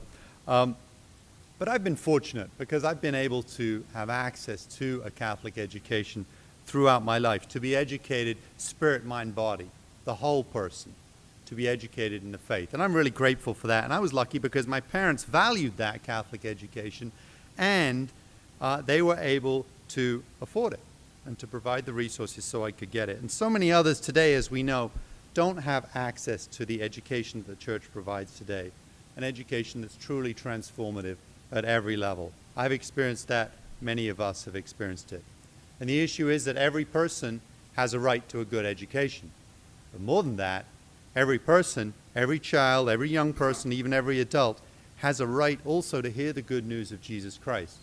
This is at the heart of the mission of the Church. The Church is not interested in replicating or duplicating a public system of education. That's not our mission. We're not trying to be another public school system. But we are called to proclaim the gospel and teach the faith that the Lord has given to us. And we know that our Catholic schools have been and are a privileged place to accomplish that central element of our mission. The Catholic schools work. First and foremost, I believe they are places of evangelization. They successfully evangelize, they pass on the faith, and that's integral to the mission that came directly from our Lord at the Great Commission. And that's really important today. That is really important. Numbers of people attending Mass is going down. We have 139,000 people at Mass on Sunday. We have 600,000 people in the Archdiocese of Washington who would say they are Catholic if you asked them. And we have 2.77 million souls in the Archdiocese. We call them not yet evangelized. okay? That's that 2.77 million. But the issue remains. How do we help families who want this great formation to have access to it? Now, I'm an immigrant from England. I'm a taxpayer here. That happens about 6 to 7 minutes after getting off the plane. So I pay my taxes. I live in Montgomery County. And I am very aware that I support the great public schools of Montgomery County while also having to save now to pay for my eldest child, who just turned 5, to go on to Catholic school next year. So I'm very aware that I'm going to be paying for education twice, right? Paying twice. And the rough math says that I got 3 kids, 5, 2, and 1. To get them through 8th grade is just under 300 grand. That's what it's going to cost to get those through children. Dan's saying, wow, thank you. And that's a real issue, you know? So affordability is a central issue there. And I value a Catholic education. I want it for my children. But it's a struggle to think how we're going to make this work. And yeah, I'm really frustrated that I'm paying twice. I'm really frustrated that we're this great country doesn't share the money. The money doesn't follow the child. I think that's a huge issue, and that's why I'm glad we're here today. In the Archdiocese of Washington, there are 98 Catholic schools. 67 of them are owned and operated by the Archdiocese.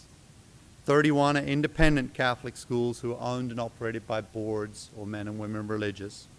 Within this, there are 7 archdiocesan early childhood programs, 58 K-8 elementary schools, those are bread and butter parish schools, and 2 high schools, 13 independent Catholic elementary and 18 independent Catholic high schools. So we're different from many other dioceses. We have a lot of independent Catholic high schools, which is great because our office doesn't have to worry about their funding, and they do a great job. We have our population. We have 29,000 students, 1,800 teachers, overall 26% black, 8% Latino, 53% white, and 77% of all of our students are Catholic. Those numbers obviously differ depending upon where you are. His Eminence Cardinal Wuerl referred to the pastoral letter on education he wrote in 2008, and he identified the 4 pillars. So briefly, Catholic identity is a pillar of Catholic education. So when we're planning, we look at the identity of a school. As Dr. Mimi said, that's at the heart of who we are, because if we're not Catholic, let's not bother. It's so central to our mission that the Catholic identity pervades the entire school. But also, because we're Catholic and because children have a right to a good education, we are academically excellent. And our numbers prove that. And we put a lot of emphasis in working to ensure academic excellence in all of our schools. Third is affordability, which is really helping every parent who wants a Catholic education to be able to afford it. So that means tuition assistance comes in there, the funding issues, and also accessibility, which I won't go into because it's been talked about. But that is a really important issue because on occasion, working to ensure that people can get to a Catholic school means merging 2 other schools together. It means looking at the map. We draw the map. We look at the map, right? Now, we work with individual communities to determine their own viability long term, but we have to look at the big picture for the map for a long time. Over the past 2 years, the Archdiocese of Washington has awarded $5 million in tuition assistance to needy families. This $5 million is in addition to what families get from their parishes and what they provide themselves. However, it's a significant amount, and each year parents fill out a form, the private school aid services form, somewhat similar to the FAFSA that you do for college, and they fill out this form to demonstrate how much need they have, and that's how we award out our tuition assistance. This year, families filled out forms for this year, and they did it last spring, and we identified $31 million worth of need, and we gave out $5 million of that, which is 15% of the documented need, right? And Dan's shaking his head. Yeah, that's not much. It's not much. That $5 million doesn't go far when there's $31 million of demonstrated, proven, real need from families who want to go to our school. Now, parishes kick in, the Knights kick in, other scholarship foundations kick in, and many families make it work. But boy, do we have a long way to go. We have a long way to go. I would point out that $5 million was $800,000 5 years ago. So we've increased it by 6 so far, okay? and we're still working on that. Just a couple of examples of real-life families, because ultimately it's about the people, it's about the souls of the children in our schools. So we have a family who's been very active as a parishioner for several years at Holy Redeemer Parish in College Park, Maryland. But recently the father was laid off. Now the mother has always volunteered at the school, volunteered her time.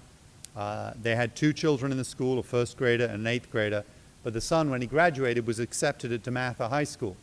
DeMatha worked with a family, but still their tuition is I think it's $14,000, $15,000, and that family had to pay a good amount of that. And they realized that they simply weren't able to afford for their second grader to go to the elementary school. In this case, through the private school aid services, they fell in the gap between the $5 million and the $31 million and were unable to attend the school. They had to make a decision, and the decision was for one child, and that child is not in the elementary school. That's not good, okay? I'm not just going to tell you that we help everybody. We don't. There are children and families who cannot go to our schools who want to because of these issues that we face and that we're talking about today. We do have stories where we're able to help many families as well. For example, there's a great-grandmother who, for various circumstances, is a sole provider for 2 great-grandchildren.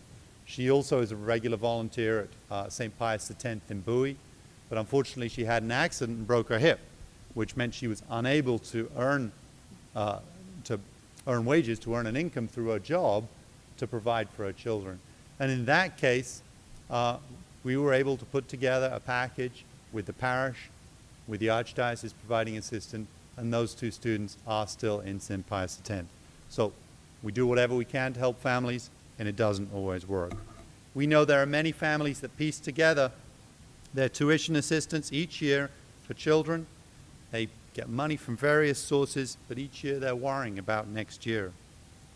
We also realized that for us as a diocese, we needed to change our offertory structure and offertory assessments to bring in more funds for tuition assistance. So right in the past, we used to have 58 Catholic schools. Now we can say that we have 110 parishes who support a Catholic school and who can use this phrase, our school. So you have a school, and then you have 2 or 3 parishes around it who are supporting the regional school. We've regionalized many of our schools. And that phrase, our school, is powerful because it helps build enrollment. But more than that, the supporting parishes give 5% of their offertory in tuition assistance to the regional school. So we have a new $1.3 million going into the system on top of the $5 million. That's one way we're trying to help families help schools remain affordable to families. Catholic high schools are not exempt from any of this. We met with a high school principal in September, and he was telling us about the families who are coming to him unable to pay because they've lost a job, someone's been laid off, financial difficulties.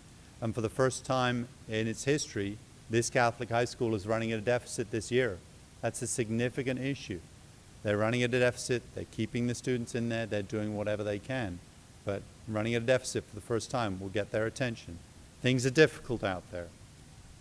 His Eminence mentioned the Opportunity Scholarship Program. I'll give you just a few brief numbers on that. It was passed in the middle of the night during a continuing resolution to fund the government for the next few months in the spring. And the Opportunity Scholarship Program, we have over 700 students who get a scholarship now that they're using to attend a Catholic school. These families, they're basically, the average income of these families on a scholarship is $23,000, very low incomes. These are truly poor families taking these scholarships, coming to our schools and receiving an excellent Catholic education. At St. Anthony's up the street, there's 55 opportunity scholarships right now receiving a great Catholic education. And we know that children who can take this scholarship and go to a Catholic school where there's almost 100% graduation rate, there many of them can go on to a Catholic high school. And if you go to high school, then 90+% of the students are then accepted to college. So it really is transformative in the lives of people who go to these schools. Just just a little letter, okay? A letter. Dear Mr. Speaker, okay? This is to the Speaker of the House, John Boehner. My name is Catherine Campos, and I am a recipient of the Opportunity Scholarship. I'm an 8th grader at Sacred Heart School and have received the scholarship for the past 6 years. I want to thank you from the bottom of my heart for introducing the SOAR Act to Congress. I know that you really believe in the Opportunity Scholarships, and that means the world to me. I believe in the scholarship too. The scholarship has offered me an escape from some of the harsher realities in the city. It's offered me a chance to grow in my spirituality and academics because it allowed my mom to choose Sacred Heart for me. My family's happy now that I have a better chance of getting into a good high school. Without the scholarship, I wouldn't be where I am today, and I wouldn't have as much hope for tomorrow. I know that I'm better prepared for a successful future because I'm a recipient of the Opportunity Scholarship. Sincerely, Catherine Campos, 8th grade. You gotta love letters like this, right? It's just great. It's real. Lives transformed through these partnerships that we've talked about, and we have others as well. So I think that can help us remember that really ultimately the work that we do, it's about changing the lives of children. I also want to mention one other school that we're proud of, Don Bosco Cristo Rey School in Tacoma Park, Maryland. This school is part of the National Cristo Rey Network, whose mission is to educate students who typically don't graduate from high school and don't attend a college. Last year, their first graduating class, 100% of the students were accepted into college, which is truly amazing. They work with very low-income families coming from all different walks of life and are able to get them accepted to college. We know that tuitions are rising. We know that we're in a difficult economic climate. And at the same time, we know that our mission, particularly in our archdiocese, is to educate all students in a Christian Catholic environment, welcoming all students of all faiths. We provide them with options, and it's the parents' option to choose the best education that they can. These educations are good. We have 4 blue ribbon schools this year in the Archdiocese of Washington. I'm not sure if any other diocesan school system has 4, but does anyone else have 4? No? Okay. So that's a big honor for us. Just want to talk just for a minute. As you know, and I'm sure you've talked about this morning, the Maryland Catholic Conference has advocated for several years for the Corporate Tax Credit Program to support scholarships for students who wish to attend moderately priced private schools, including Catholic schools. The BOST tax credit legislation provides businesses with a 75% state income tax credit for donations to organizations that support non-public and public school students and teachers. This program would secure financial assistance for families who cannot afford to provide their children with high quality and diverse K-12 education, while offering scores of families a real choice for where they would educate their children. Now, tuition in most of our Catholic schools in the $5,000 to $8,000 range is less than what it costs to educate a child in Maryland, based upon average costs of what it costs in public schools to educate. We know that Maryland taxpayers are saved about $300 million by the work that we do. That's a huge number. That's a huge amount of paying twice, as it were. Now, the legislation, the BOST legislation, has faced many roadblocks in the Maryland General Assembly, but there is good news at this time. So the Maryland State Senate passed BOST during 2008 and 2010. Governor Martin O'Malley has publicly expressed support for it in 2010 and 11. And this fall, the governor convened a working group made up of organizations on all sides of the issue to put forth a report detailing the pros and cons of the legislation. Based on the report, legislation will be drafted and introduced that would provide assistance to families that choose to send their children to Maryland's non-public schools. We're all working hard to this. The bill might look a little different, but the end goal will be the same. And the upcoming session in January 2012 is going to be pivotal for us and for the advancement of the legislation that will provide families and students with the assistance through the scholarships. When you think about the $31 million of need, having scholarships from tax credits is going to free up that $5 million to go and help even more families. So it's absolutely essential that we get this passed. In conclusion, and I'm grateful for your time. As we as Catholic leaders work to bring about real changes to the ways Catholic schools are funded and how they work, let's always remember the students in the schools, because that's at the heart of our mission, is forming citizens who can be great citizens not just in this life, but in the next as well, as an integral part of the ultimate mission of the Church, which is to proclaim the good news of Jesus Christ. Thank you.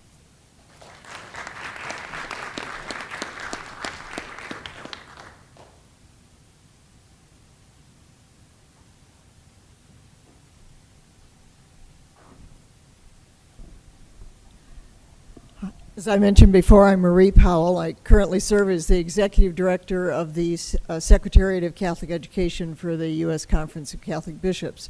That particular office in the reorganization that we went through a couple of years ago staffs the Committee on Catholic Education, which works with and tries to support Catholic schools, preschool through grade 12, Catholic colleges and universities, and campus ministries wherever they are, whatever kind of college they are. Previous to that, I've been blessed with lots of years in Catholic education, most of it in Northern Virginia, both when we were part of the Diocese of Richmond and more recently as part of the Diocese of Arlington.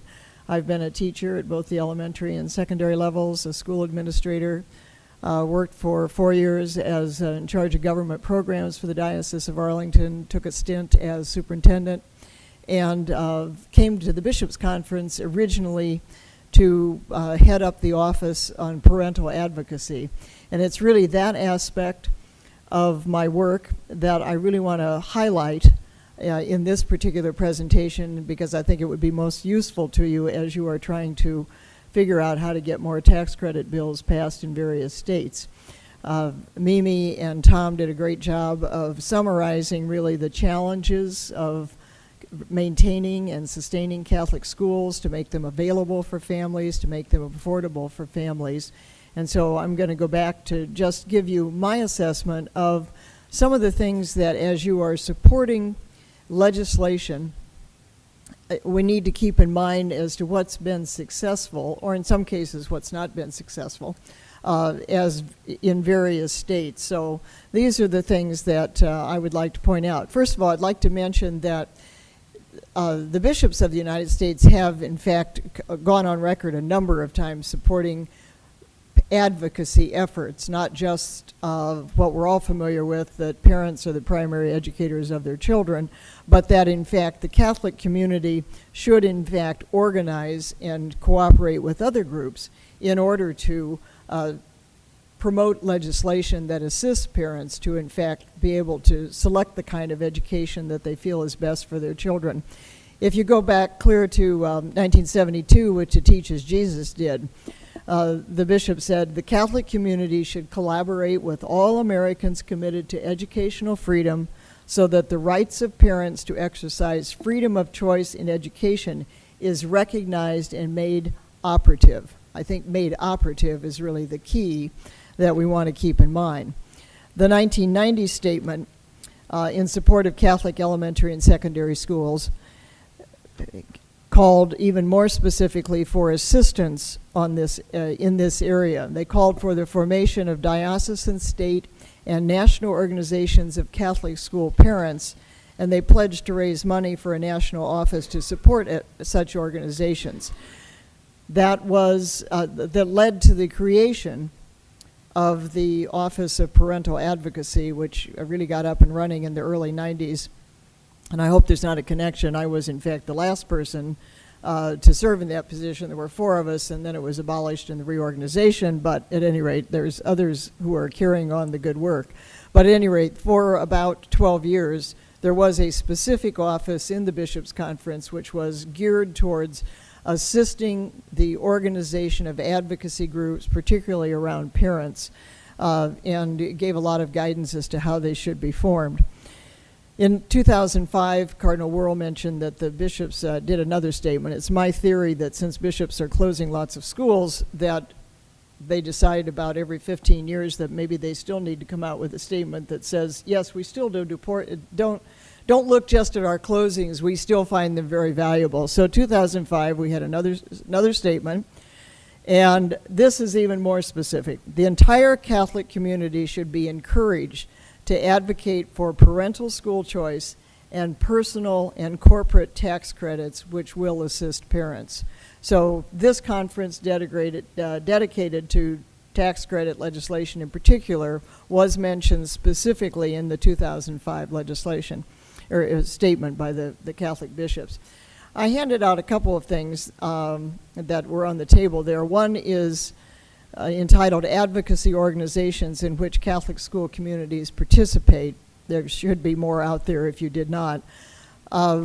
Most of the work now is probably handled through the state Catholic conferences, so I gave you the website for them, and you can go to that general website, click on whatever state you want, and find out whatever particular kinds of things you are interested in, or states that you know that have very active groups or have been pushing legislation. It's a good place to get, it's a good starting place to find out what's going on in a particular state.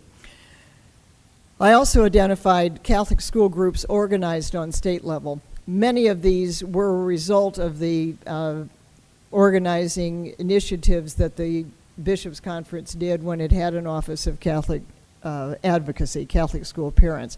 And as you can see, most of them were in fact organized around Catholic school groups, Catholic school families, and many of them still exist. A few came into existence and in fact either for a variety of reasons did not last or morphed into something that was considered more effective. So a number of those have been very active. If you go on the websites for them, I think you'll see a lot of good things that are going on in the areas of organizing parents. I also identified some of the groups that were coalitions of Catholic school communities and non-Catholic school communities. And if you look on the second page, non-public school coalitions in which Catholic schools participate. Those seem to have grown more in the last few years, and some of the states which started out with organizing Catholic school families, Indiana, for example, used to have an organization specifically for Catholic school families, decided a few years ago that they would be more effective if in fact they tried to gather together all the non-public school communities that were really interested in legislation, and they created then the Indiana Non-Public Education Association, which had existed but really wasn't into public policy issues as much, was more into accreditation.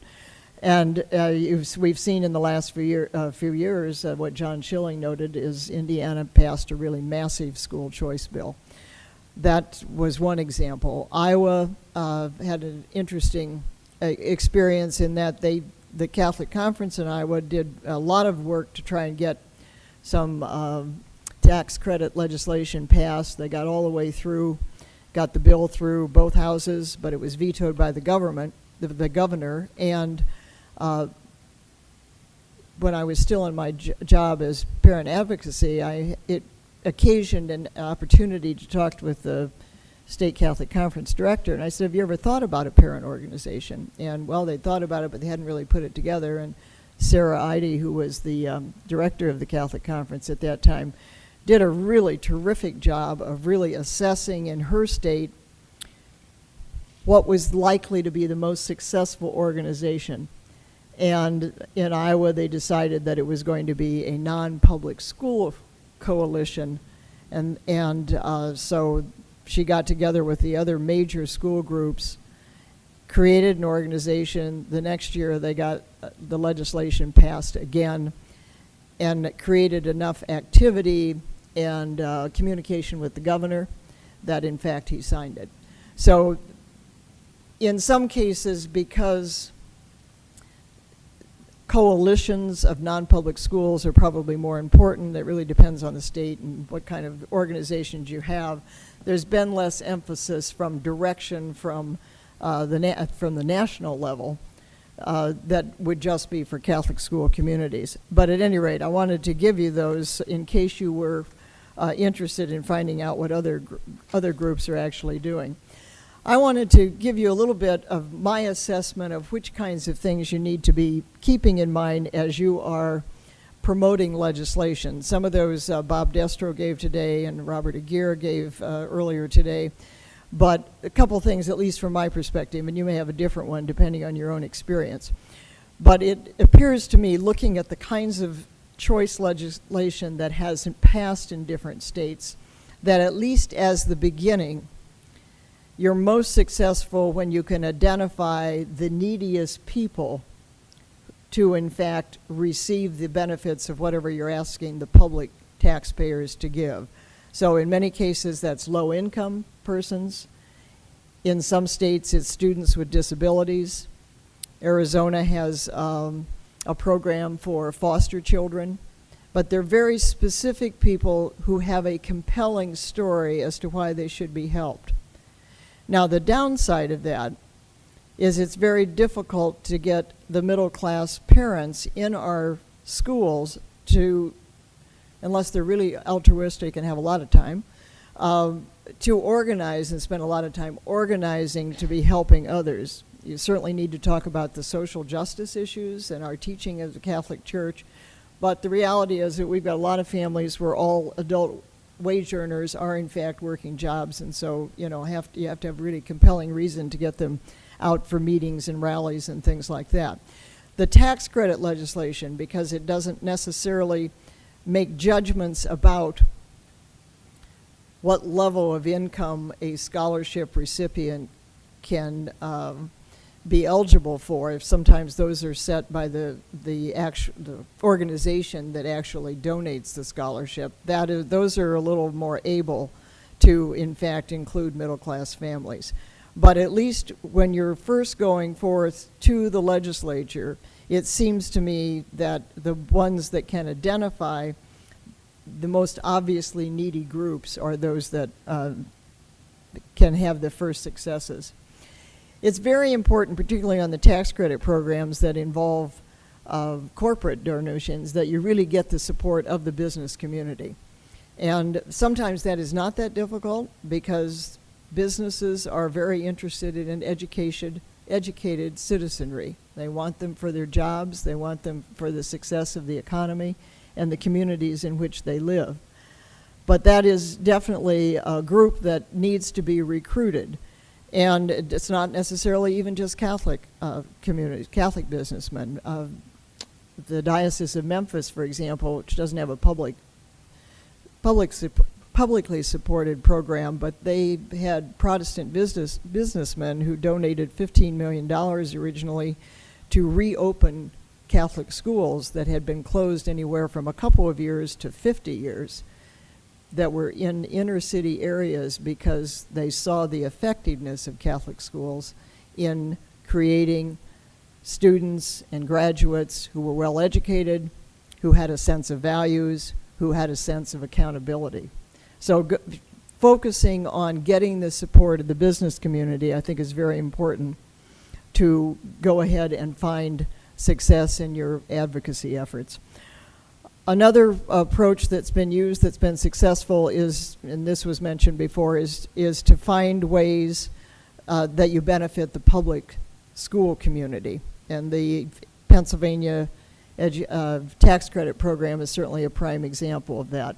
Whereas 2/3 of the money does go to benefit students who are receiving scholarships for private schools, 1/3 of the money does in fact benefit public school foundations that can raise money for a variety of things. That was one of the reasons it got passed in Pennsylvania, is because it became attractive for groups that really supported public education to support the bill, and it, in some cases, decreased the union opposition. So I think that's important. It depends on the state. Now, I think I asked my colleagues in Virginia whether they had included public school benefits in their efforts, and I think I've been told you've tried it both ways, with the public schools and with not, and so you never know what year something's going to work. But anyway, sometimes that does help.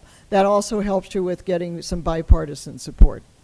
in that, as we all know, frequently the Democratic legislators are very tied into the teachers' unions. So if you can decrease the union opposition, you can get more bipartisan support. I think you also, and this is increasingly important, you need to point out that the legislation and the publicly funded programs which assist students to go to private schools actually save the state money. And some of you have alluded to that, but that's even more important than it was originally.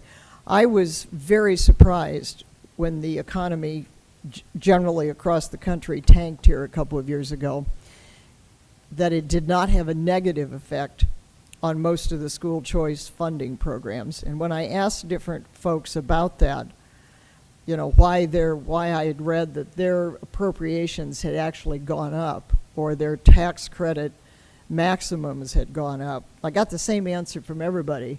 They said it's because the legislators have figured out that it's cheaper for them to appropriate X amount of dollars to go to send kids to private schools than it is to keep them in the public schools. Now, that is not something that the public school educators are necessarily happy to hear about, but that is a reality across the country at this point. You have most states that have tremendous budget problems and are looking for ways of saving money and actually supporting programs that divert kids to private schools is one way of doing it. The other thing I think to keep in mind is just think about what kind of trade-offs you make. I mentioned Iowa is a place where the governor had originally vetoed the bill, and in addition to getting a very organized support to pass a bill, at the tail end he signed the bill because there were trade-offs in the kinds of education and legislation that he wanted. And so that was part of the package. Arizona had one of the bills that had been made it through both houses of the legislature and had been vetoed by Governor Napolitano when she was the governor. And the next year they got it back again. And she was very interested in an early childhood piece to the educational programs in Arizona. And so that compromise led to a bill being actually passed and signed into law. So be looking for compromises, be looking for what folks who maybe aren't all that friendly might want, particularly in the realm of education, and I think be prepared then to do some log rolling on all of this. I think it's also very important to make sure that when you do have legislative supporters that you give them a lot of credit for it. Some of you mentioned the rallies of Catholic school students and parents that arrive successfully on the scene in various state capitals to promote the legislation that you're looking for. That's a good time, in fact, to feature, to allow to have as speakers some of the legislators who have, in fact, been most helpful to you in getting previous legislation going. The other thing I would say, and again, this was alluded to, if you're going to get into school choice legislation, count on litigation. That is just part of it, and I think Bob Destro was very helpful this morning to say you really need to think about what kinds of litigation you may come across or people may bring up as you are crafting your bill so that you negate most of the negative effects on it. But for example, some of the Arizona tax credit programs have been up to the Supreme Court several times, the same bill or the same legislation several times, because what's happened is it's gone up. The Supreme Court has in fact said it's fine, it's constitutional, and then the opponents have picked a different issue to litigate on. And so at least twice they've gone up and it's upheld, but you spend a lot of time and energy. But you do have to count on litigation. And I think you also have to, when you're organizing your advocacy groups, need to make sure that people understand this is the long haul. Okay, you're not going to do this most likely in just a year or two. And so if you're organizing, it's not just an immediate success. It's nice to get few successes, but again, you need to be making sure that people understand that you're looking for incremental success before you ultimately get a bill passed that you like. So those are just some of the things that I wanted to point out that I had observed over the years and paying attention to some of the school choice programs, and wanted to pass on to you the things that I thought might be helpful to you in your efforts back in the States. I also had passed out Bishop Joseph McFadden, who is a former auxiliary in Philadelphia and is now the Bishop of Harrisburg. He is, just as of the last couple of weeks, is the new chair of the Committee on Catholic Education. We're very fortunate. He's very involved in, in schools generally, but very involved in the efforts in Pennsylvania to, in fact, increase the school choice options. So there was a article in the Harrisburg Patriot News that gives, I think, a good explanation as to why school choice legislation that affects and benefits families and benefits kids is also good for society. So thank you for the opportunity to be here. Yeah.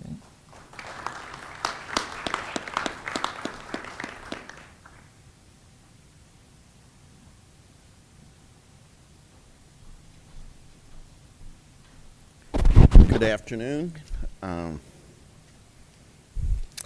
have really mixed feelings about my responsibility here. I am quite aware I'm the last speaker in a very long day after lunch. I am honored to be a part of this distinguished panel on this important topic, but the thought has occurred to me and to some of you, why would I be on this panel? And I think I have two reasons. One, I was a part of the merry band of gelato seekers in Rome that apparently was referred to. And, you know, with the pasta and with the gelato, you got to talk about something. And we talked about what we were working on. And in the course of that conversation, I said, I think this issue is a fundamental social justice issue. And they said, well, you ought to say that to people. And so I think I'm supposed to say that to you this afternoon. But I am not an expert. I am very much an outsider to this conversation. My situation reminds me of a story I like to tell of a guest preacher at an important parish event. He thought he had prepared well and delivered his message well. And as was the custom, he and the pastor stood in the back of the church after Mass was over, and people came out and were very gracious, thank you for coming, all that. But at the very end of the line, a gentleman came up and reached out his hand, and he said, you talk way too fast, you had very little to say, and it wasn't very helpful. Well, obviously this concerned the preacher, and he turned to the pastor and he said, who is this guy? And what is his problem? And the pastor, not having heard these remarks, said, oh, don't worry about him. He just goes around repeating what everybody else is saying. So I am going to talk too fast. I hope I have something to say, and I hope it might even be helpful. Despite my outsider status, I do bring some credentials. I am a product of Catholic education. When the panelists said every institution she had attended closed, I have the honor, the high school I attended closed 6 months after naming me the outstanding alumnus, and some people think there was a connection there. I am a consumer of Catholic education, an investor in Catholic education. Aside from my mortgage, I figure I've spent more money on Catholic education than anything else. I tell my Jesuit friends the way they practice the option for the poor is by making me poor in terms of tuition. I'm a parishioner. My envelopes, part of that goes for our school. I served on the parish school board. My great achievement on the school board was a card that says I'm a licensed casino operator in Prince George's County, because along with my responsibility on the school board came running the money wheel at the parish festival, which required licensing. Linda served as head of the Home and School Association, which is about as close as you get to purgatory in this life. So I have some sense of sort of the everyday realities of this. I also had the experience of lobbying my legislator on the BOST legislation and listening to just give the most inane, useless, uninformed comments. And finally I said, look, it's because the teachers' lobby's against it, right? He goes, yeah. And I said, well, we need to keep talking. So as somebody who's a product of, an investor in, and an advocate for, why would I say this is a fundamental social justice issue? I would suggest that the social mission of the church and the education ministry of the church have the same core, and that is that passage from Isaiah that Jesus chose when he began his ministry on this earth in his hometown synagogue in Nazareth. The words are familiar to all of us. The Spirit of the Lord is upon me, has sent me to bring good news to the poor, liberty to captives, new sight to the blind, and to set the downtrodden free. I think that is the mission of social ministry in our church, and in a different way, the mission of Catholic education, to bring good news, to remove blindness, to lift up the downtrodden. I think you can go through the basic principles of Catholic social teaching. Human life and dignity. Imagine a life without an education, without opportunity. How do you realize your dignity when you can't make a contribution? Human rights and responsibilities. The right to an education the church upholds, and frankly the responsibility we have to secure that right, not just for our kids, our family, but for everybody. The social nature of the person, family and community. The family's right to be the educator of their children. I would argue the priority for the poor ought to be a central theme in our discussion. The principle of solidarity, that we're in this together, and when whole parts of our community have lousy education, that diminishes all of us. And subsidiarity in the sense that we need local responses to big national problems, and a tax credit or opportunity scholarship can be that. And I would argue the most important principle is the common good, that we are all diminished by what's going on around us. We are all diminished by those kids who can't afford to attend that school because their parent lost a job. We're all diminished by the poor quality of education in this city and around here. So some directions and dangers from an outsider. I think we ought to be clear about what we're seeking. This is not the answer to every problem. This is not the silver bullet. This is an effort to provide one vehicle that complements other vehicles for educational reform. I think part of the genius of the Opportunity Scholarship was to not only help kids get into private schools, it provided resources for the public schools and for charter schools. So it complements other reform efforts. It provides greater opportunity to those without opportunity. It can improve all our schools. I think the point Marie made, which is if you're going to go for a tax credit, that tax credit should not be restricted to non-public schools. I think you ought to focus on who. This is about kids, not institutions. This is not about saving our schools, although I hope it has some impact on that. This in particular, and I would agree very much with Marie, is about the poorest, most vulnerable kids in our communities who need an opportunity that the rest of us can have, even with some struggle. And then it ought to be about why. It ought to be a common good argument that this helps not only those families who get some help, but it helps all of us. These young people are the workforce of the future. They are the leaders of the future. And having a wide variety of educational options is good for all of us, even those of us who don't take advantage of it. While I don't think we ought to focus on institutional issues for the most part, we ought to focus on kids, their needs, and families. I think we can say that the demise of inner-city Catholic education is a loss for the whole society, not just for the church, not just for inner-city communities. Let me sort of offer some unsolicited, candid advice about what to watch out for. I think economics, which is another way of saying that is class, needs to be addressed. This cannot be, and I'm going to be blunt, and I hope the journalists in the room will either leave this out or clean it up.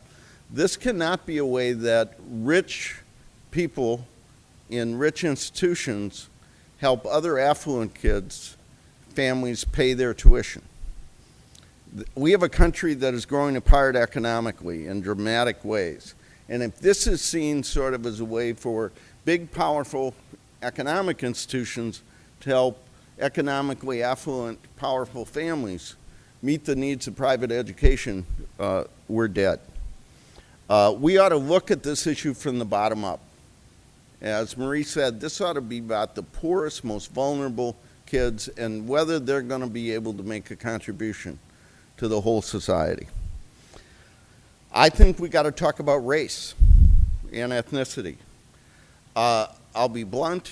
If I live in Prince George's County, right outside, some of you do as well. Our last school superintendent went to jail for giving a sweetheart contract to his live-in girlfriend. You know, our county executive's going to jail. Our schools are overwhelmingly black and lousy. And if that was happening to white kids, we would not tolerate it. We simply would not. So that's part of the race question. The other reality is our efforts cannot be ways for white families to escape black schools or Hispanic schools. They have to be ways for everybody in the community to find a better place for their kids to get an education.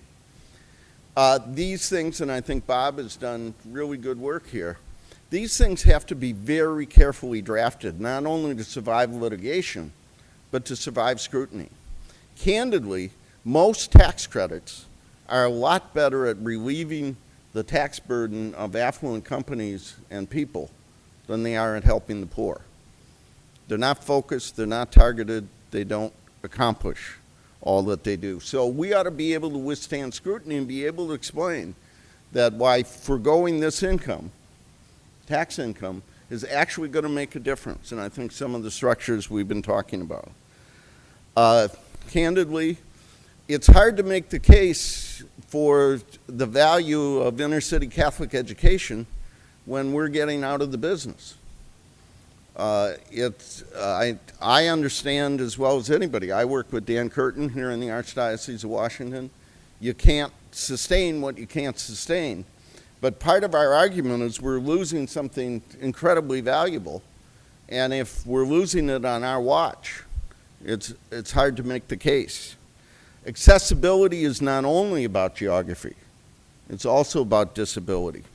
It's also about ethnicity and immigrants. One of the big challenges in my little parish, we successfully made the transition from a majority white school to a majority African American school. We are the school of choice for African Americans in our community. I don't know if we're going to make the transition to a school for predominantly Hispanic families for reasons that people in this room know better than I do. But accessibility is about more than whether we have schools in the suburbs as well as the cities. Another blunt comment, I think we ought to be very candid in our relationships with some of our allies. I don't expect the unions to support this. It'd be great if they would, they should. But how they talk about our schools ought to be a matter of justice. They can't talk about us as affluent academies which serve the elite because their kids are in our schools. And they can disagree with us on the public policy, but how they talk about this. The same is true of some of our allies in the African American community. We ought to sit down with the NAACP, which has an enormous attachment to public education, which is completely understandable. But when they talk about this issue, they can't talk about it in ways that turn us into segregation academies. We ought to talk to Democrats and make clear that there can be differences on public policy, but impugning the motives of others, and that applies to us as well, or characterizing our schools in ways that are simply untrue, or misrepresenting what the legislation does crosses the boundaries. We ought to talk to other churches who don't share our commitment, some of our progressive friends, and talk about that. It's unlikely we're going to convert people on this question. Frankly, the use of tax credits for this purpose will be controversial, but how they and we talk about this ought to reflect the fact that we're in relationship. Likewise, I would be very careful about how we use the religious liberty language on this. I think, as people know, the conference is extremely focused on this, and we ought to be. This has gone from a looming threat to a real fact in some areas. But we can't turn every public policy dispute into a religious liberty fight. There are people who acknowledge the contributions of the church, of Catholic education, who won't think a tax credit is the best way to do this, may not support vouchers, and they don't do that out of a Catholic bias. Now, some do. The Blaine Amendment is there in a lot of states. But we have to be careful about our language as we insist other people be careful about what we teach, who we teach, and how we treat one another. As somebody deeply involved in the social mission of the church, I wish our schools did a better job of sharing Catholic social teaching. I think that's one of the tests for me. But I don't think we have much chance sharing that teaching without Catholic education, elementary, secondary, and higher education. So, but when we talk about identity, we ought to be clear about our identity in terms of who we are, what we believe, and how we act. One piece of good news, after years of effort, I'm happy to report that the Catholic Campaign for Human Development has funded the Black Alliance for Educational Opportunity, which is organizing low-income minority parents for school choice. It begins with the parents here in Washington who have fought for the educational opportunity scholarships, but their work will extend to Maryland. It involves training, it involves organizing, it involves building capacity. I actually think there is a real possibility around the country of organizing low-income parents to speak up for their own kids, and I think CCHD ought to be seen as a resource for that. In conclusion, I think we ought to see this as part of multiple efforts. The biggest effort is the sacrifice parents make. Second biggest is the investment the church makes and the religious communities and the teachers. The innovative new efforts like the Cristo Rey schools and the advocacy of the conference and NCEA and all the rest. So this gives us maybe some old tools that we're renewing or some new tools that we're refocusing. But in the end, it gets personal.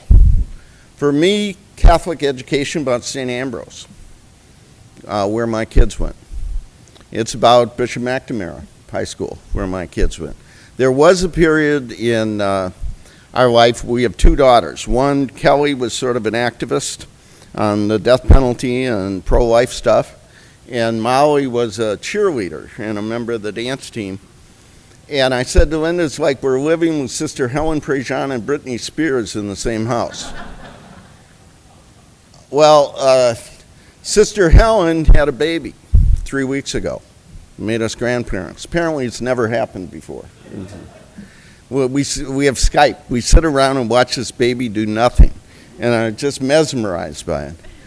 But she works at St. Thomas University in St. Paul, trying to extend Catholic higher education to others. And Britney Spears, the cheerleader, is in Teach for America up in Baltimore, trying to provide an education for the most vulnerable kids in the toughest area. And you know what? I think we get a little credit for that. But much of that credit goes to St. Ambrose and Bishop McNamara and St. Thomas and Loyola in Baltimore.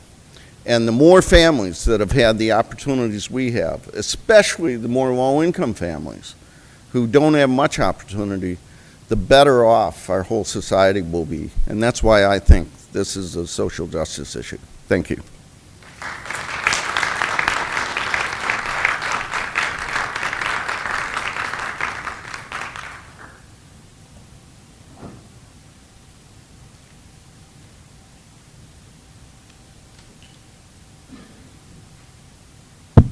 I think by now everybody knows the drill. This is the microphone, and it's open for questions. John, I want to ask you, Mark Zimmerman from the Catholic Center in Washington. Considering the Catholic Church's social teaching, considering its historic support for and respect for organized labor, do you see in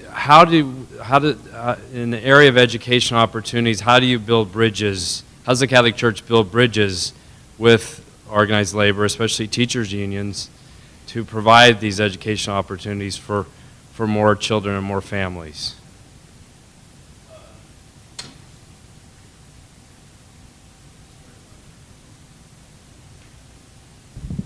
Hello? I think it's tough. I frankly think it's very tough with teachers' unions who are very much under siege for some good reasons and not so good reasons. I think my own view is you start with the larger labor movement. I remember we had a dialogue between the bishops and labor leaders, and we went through some of the things the labor movement said about aid for non-public schools. And it was outrageous what they were saying. These were segregation academies, these were schools for the elites. And I think the group most likely to use Catholic schools are union members, because they have enough wages to pay the tuition, thanks to your work, and they demand the education that we provide. So stop talking about us in that way. And we weren't able to change their position, but we were able to change some of the ways they talk about it. I do think building bridges. I think Cardinal McCarrick was brilliant in building bridges in the Opportunity Scholarship area, where the resources go to the best of public education, the best of charter education, and the kids who really need help in terms of non-public schools. I think if this becomes a competition between public schools in difficult times and private schools, non-public schools in difficult times, we'll lose. So it has to be a way on how do you lift up education for kids who need it the most. I think there is a grudging acceptance and even admiration for the work we do with low-income kids and minority kids. And in some ways, facts speak for themselves. So I think the first thing you do is try and change the way they talk about us. Secondly, you try and reduce their opposition. Thirdly, you try and find some bridges. And then you try and find some breaks. Governor O'Malley's position will do more to blunt what the labor unions do in Maryland than Cardinal Wuerl's position. You got to find some breakthrough somewhere. But I think you start with the truth, which is a lot of their members are in our schools. Michael Garrett. A lot of interesting things have been said. The most interesting, I thought, was Marie Powell's comment that as bishops are closing schools, they're issuing more statements. I was reminded of Attorney General John Mitchell, who famously said, "Watch what we do, not what we say." He was immediately indicted and convicted shortly after that. I trust that will not happen to us, but I do think we need to lay out the facts. And John Carr pointed out it's hard to make the argument if we're closing the business. These are the numbers as best I can remember them. About 10 years ago at NCA, we did a little internal study, about 2.7 million kids in the school, a little over 2 million in elementary schools, a little over 600,000 in high schools. But the important piece was that we estimated that more than 30% came from families with incomes below $40,000. So that's 10 years ago, we had 800,000 kids out of 2.7 million with family incomes below 40,000. Now we've got about 2 million kids in the schools, a little over 1.4 in the elementary, just about 600,000 in the high schools. Parentheses, this suggests the problem is primarily with our elementary schools. And there are issues with high schools and great symbolic issues. Rice High School, the last Catholic high school in Harlem, closed this year. It's a tragedy, both for substance and symbol. But in terms of numbers, the parish elementary school is the vulnerable institution. So we've lost 700,000 kids, or How many of those came from the families with incomes below 40,000? Probably more than half. So what's the percentage that we now have with kids from families with incomes below what the median might be? You'd have to raise that number somewhat in 10 years. What's the face of Catholic education today? And this is not to say that we aren't struggling to keep those doors open and keep those schools accessible. The fact is, we have a very different percentage of families with modest incomes. Now, I said earlier, and John Carr said it more eloquent than I, that this is, for the Catholics, a justice issue. A counter-argument was made that defined justice implicitly as focus on the poor, and John made that argument, and said the politics are not right, because you need to include middle-class families in the coalition. Well, I think you have to look at families of modest means, families who cannot afford the true cost of educating their children, and you have to ask, how can we help those families educate their children? And if they want to educate them in a faith-based school, in a Catholic school, how can we help them to do that? In practice, there is a focus both politically and in the philanthropic community on the poorest of the poor. And that's a case that influences the way we proceed. And social justice, while it is my favorite phrase, is actually not always a helpful phrase with others. John Walton, the late John Walton, Ted Forstmann, these people were not turned on by what they understood by social justice. They have their own definitions, but they were turned on by the faces of kids they thought were being excluded, and they wanted to help poor families. If you wanted to work with them, and we do, and with their successors, some of whom are Catholic, we need a vocabulary that will bring us together and not a vocabulary that will separate us. And frankly, John, I think part of the problem, you give a lot of good cautions, and they're quite appropriate.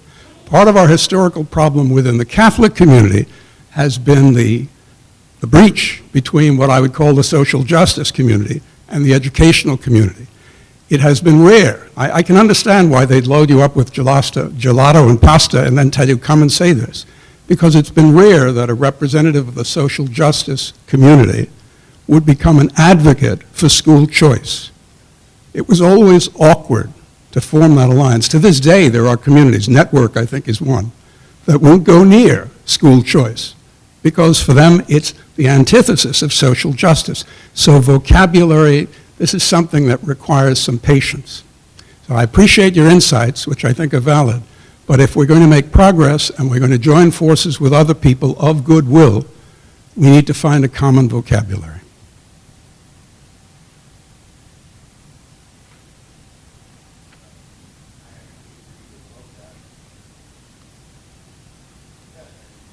The breach has not only been a one-sided breach. I mean, there's not been sufficient involvement on both sides of the social justice educational ministry thing. My own hope is increasingly we're building up the unity of the church and seeing how our ministries connect with one another. And I think the more social justice types, of which I guess I am one, see the faces that you describe, the more passion we'll have. The other reality is I don't think social justice is the rallying cry. I think maybe human life and dignity might be a rallying cry. I think Luke 4 is a rallying cry. Together we're trying to bring good news to the poor, liberty to captives, and new sight to the blind, and we do it in different but complementary ways, and we need to be united in the public arena. Part of it is the suspicion, frankly, that the efforts to fund alternative ways to help parents don't really begin with the poor. And I think that has been a bad rap in a lot of cases, but not always. And so the clarity with which we say we're trying to lift up people at the bottom, and Catholic education is a proven way to do so, you can begin to overcome reticence, prejudice, and the rest. Could I respond to that for a minute? Okay. Mike, I think you're right on the fact that social justice and the school people have not always been together. I had an interesting experience when I was doing parental advocacy of going to the Summer Institute at Chicago Loyola, which was part of the social ministry programs, and I got the most amazing reactions when people asked me what I do, and I said, well, I was working in the Catholic Education Office, and some, not John, who was incredibly kind to me, but some said, well, why are you here? You know, this is housing and a poverty and, you know, all those other kinds of groups. Well, it was easy for me to say because our schools do a terrific job of bringing people out of poverty and educating them and making them good citizens. But it was, there hadn't been many of us Catholic educators there in other summer institutes, and it was really a wonderful experience. But I think we need to make sure that people who are really looking at various social justice issues really have a clear idea of what a wonderful job our schools do in raising people out of poverty and making them well-educated, contributing citizens. And I don't think we always do a good enough job of making sure that people know our graduation rates, or if they do know them, they think, well, it's because of the kids that you take in, and you only take in the best. There's any number of research studies that certainly show that we can take the same kids and, in fact, do wonderful works with them. And I think that has to be part of the conversation. This is my first job in a Catholic workplace. Before that, I was in higher education, but I did do a little bit of research to find out what it's like to be in a Catholic environment, and I heard, well, you know, there's politics, there's fiefdoms, there's autonomy. I said, yeah, you know, that happens in higher education. They've got a lot of politics with apologies to the professor. Every college president I've ever met said working with faculty is like herding cats. And I thought, well, I can deal with that. I thought I understood these things, and then I met the parish pastor and how to get the message through him into his parish about the good news of tax credits, about social justice, and so forth. So I'm not going to take your time talking about the strategies that I've used over the last 6 or 7 months, but if there's any insights about working with pastors, because I think it's part of the solution for everything we've talked about today, lay it on me. Thank you.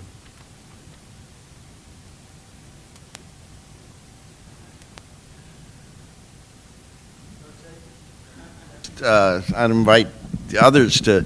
The one thing I've learned is no pastor wakes up in the morning and thinks, how can I help the Bishop's Conference do its job today?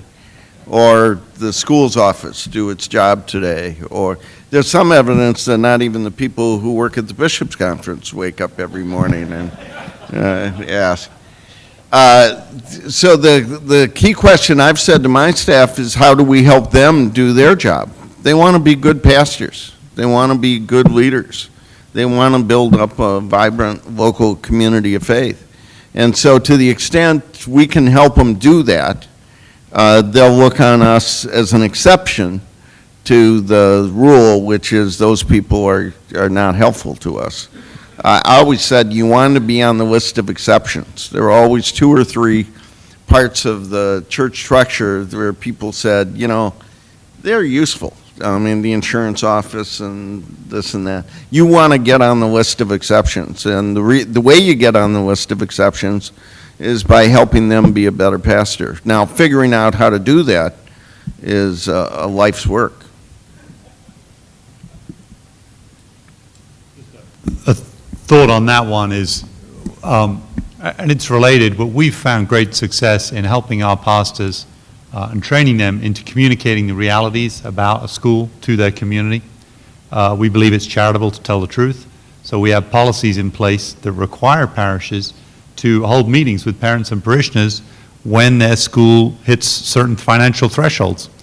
And we're now at a point where a pastor will get up and with the principal talk to his community about decreasing enrollment, increasing deficits, 2 to 3 years before their back's against a wall, which means the community can come together and say, okay, let's address this together. Now that's different. Some pastors are more used to worrying about things alone when they go to bed at night. What we try to do is say, tell people the truth so that everybody is worried about stuff when they go to bed, and then guess what? They'll help you fix the problem. Now, part of that is helping them understand affordability issues, the structures of tuition, and yes, how tuition assistance works and what our political needs are for example, tax credits and opportunity scholarships. So communication is, I think, at the heart of it, and a diocese can really help pastors in helping them communicate effectively and truthfully with their people the facts and figures.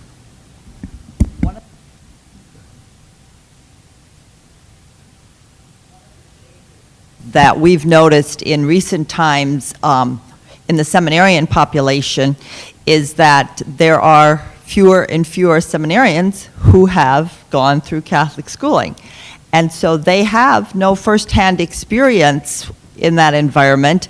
And so one of the things I encourage principals to do is to really have an education with the pastor about what the school is about, how the school and the parish relationship can really help both of them thrive, and to have a different kind of discussion that might have been necessary, say, 20 years ago when the vast majority of pastors were products of Catholic schools themselves.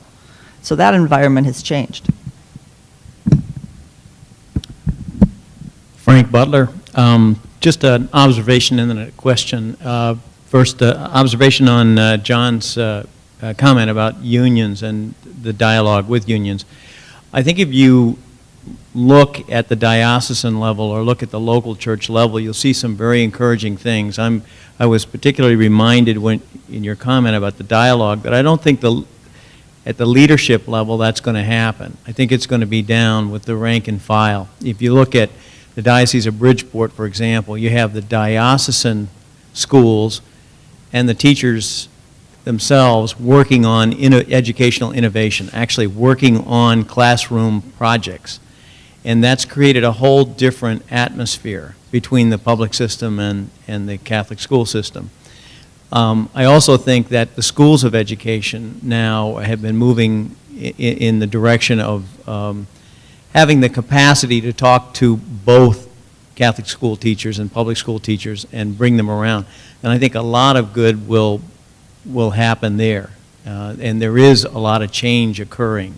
So you might not pick that up at the leadership level, but that's stuff to be encouraged and can be encouraged by the church locally, getting those teacher groups together to work on the issue of educational innovation together. So that was just a comment. Mimi, I wanted to go back to your comment, which I thought was a good one, about the discussion about the low performance of Catholics as donors, as contributors, and the need to discuss this further. I wanted to say, as I was listening to you, that this issue is twofold. It's not a question of people sitting on their wallets.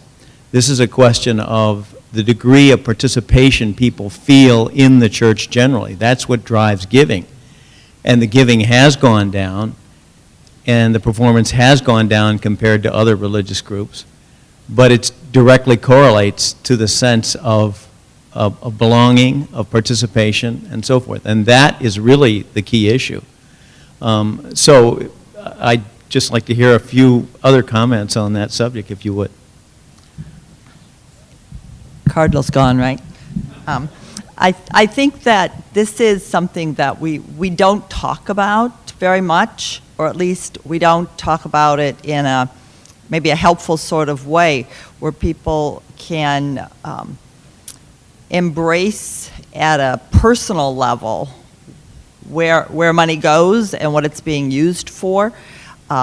And we know that that's what makes a difference. So even though some dioceses across the country have had some very problematic situations and it has impacted giving, donations that went directly to their schools held their own.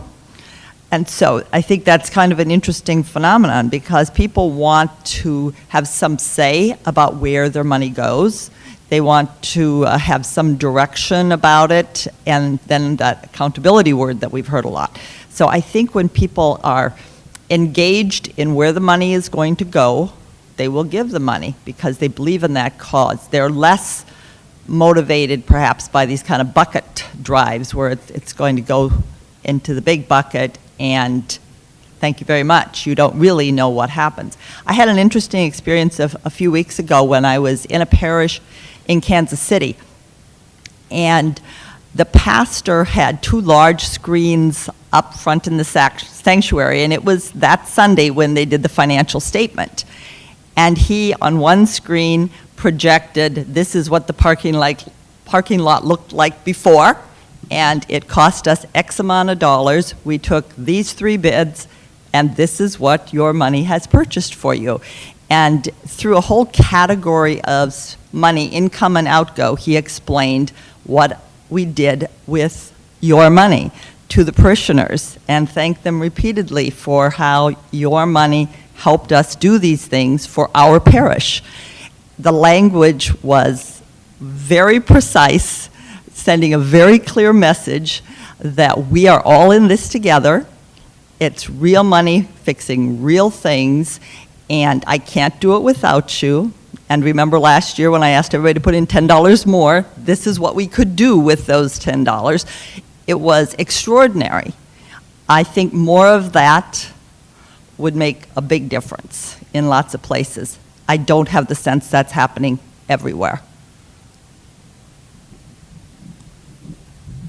I just want to follow up. The Nativity Miguel schools, there are lessons there. And I'm not suggesting that that model can easily be ramped up.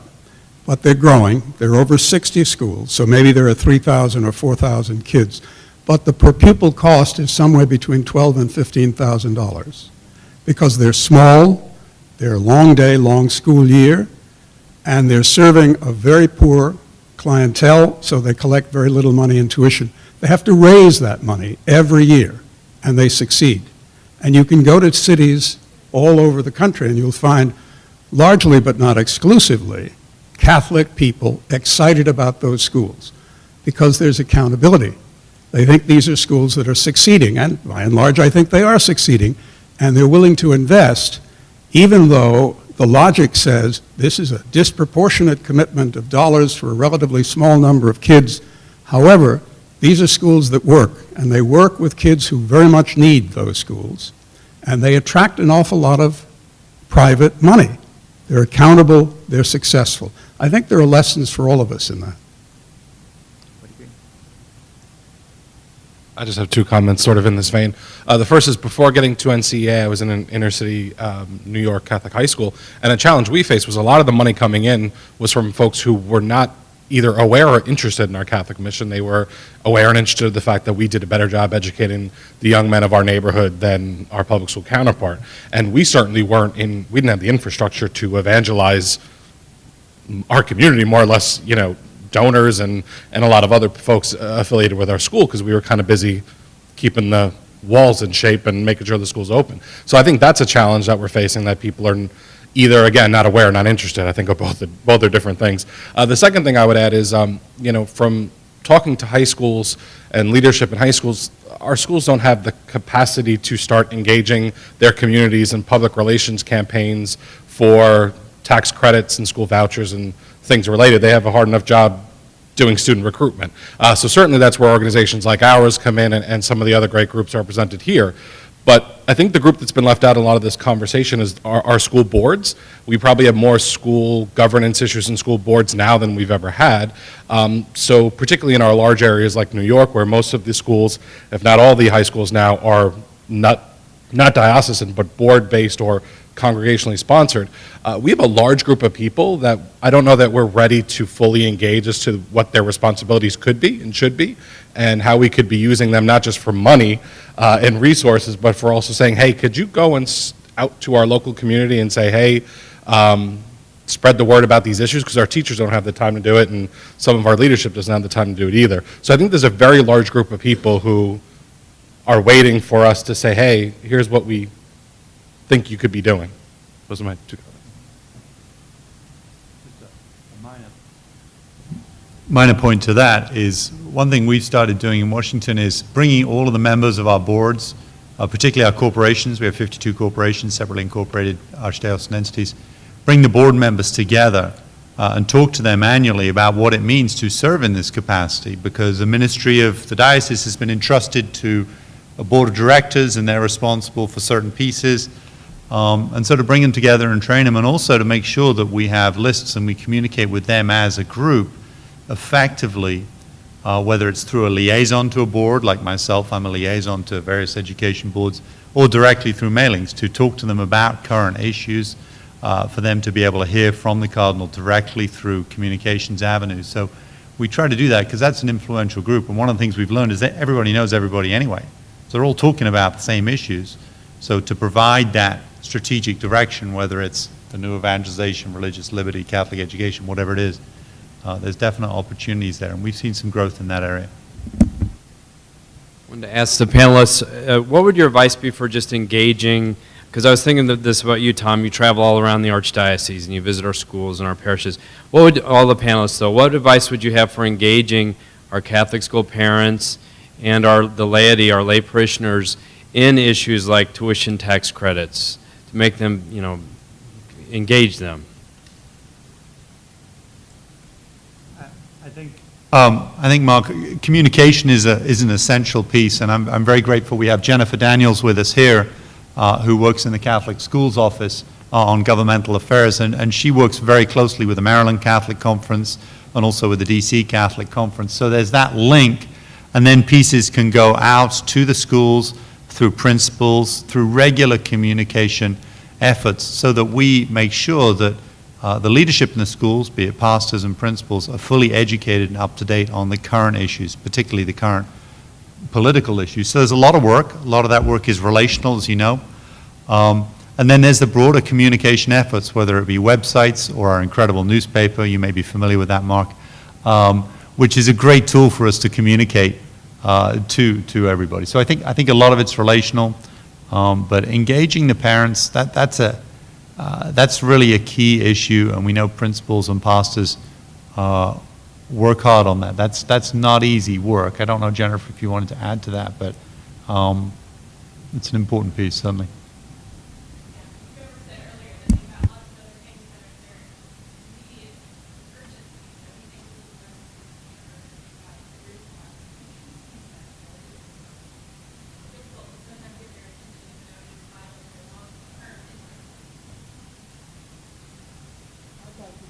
Yes, that one of the things to do is not put more burdens on principals and pastors in terms of your advocacy. They already have an incredible number of things to do. They need to be supportive, they need to be informed, but I think particularly in this area, this geographic area, we have an abundance of people who are advocates for something, either by their profession or just by their volunteer work. Sometimes that keeps us all very busy because they're advocating something that they don't necessarily like what we're doing. But my point is that we have lots of people who are really steeped in advocacy for something or another. And my suggestion would be, in terms of organizing school communities, that you work with your principal or your pastor to identify some of those people and make them the link with the rest of the parent community, because they probably already have many of those same skills that they're already using for something else. And so that they're the ones that are generally, if they're convinced of the cause, and part of being convinced of the cause is really laying out and being transparent about what is the situation, what is the per pupil cost, what is the tuition, what are the challenges, how many kids have to leave the school each year because their parents can't afford it, what the limitations are on the amount of scholarship money that you already have. Those kinds of pieces of information, I think, can really motivate people, and particularly in the metropolitan area, I think we've got lots of people who already have the skills. It's a matter of getting them engaged in these issues.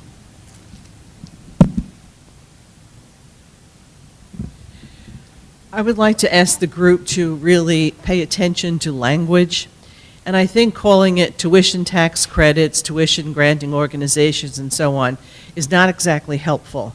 There is a big difference between per pupil cost and tuition, and if we limit the scholarship, the voucher, the credit, whatever, to tuition only, we are creating a burden for the schools that accept those scholarships, those tuition tax credits, however they come, because in certain instances they can't charge more than what that voucher credit scholarship is worth. So that, you know, if we refer to them as education, we talk about it as an education benefit, an education scholarship, we leave ourselves open to expanding what that can cover. And to ask a school to take 20, 30 kids at a loss of $3,000, $4,000 in terms of the difference between what they can collect through other ways that may be prohibited. You know, they can't ask parents to fundraise and that sort of thing. It's a hardship for some of the schools to take those students.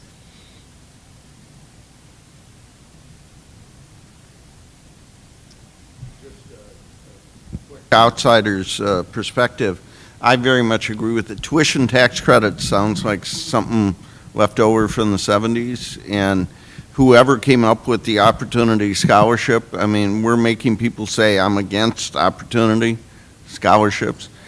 So Bob and others can figure out a way to find the right words, but it ought to be forward-looking, it ought to be about kids, it ought not to be about institutions, it ought not to be about even money in terms of the way we describe it, but an opportunity investment, something or other.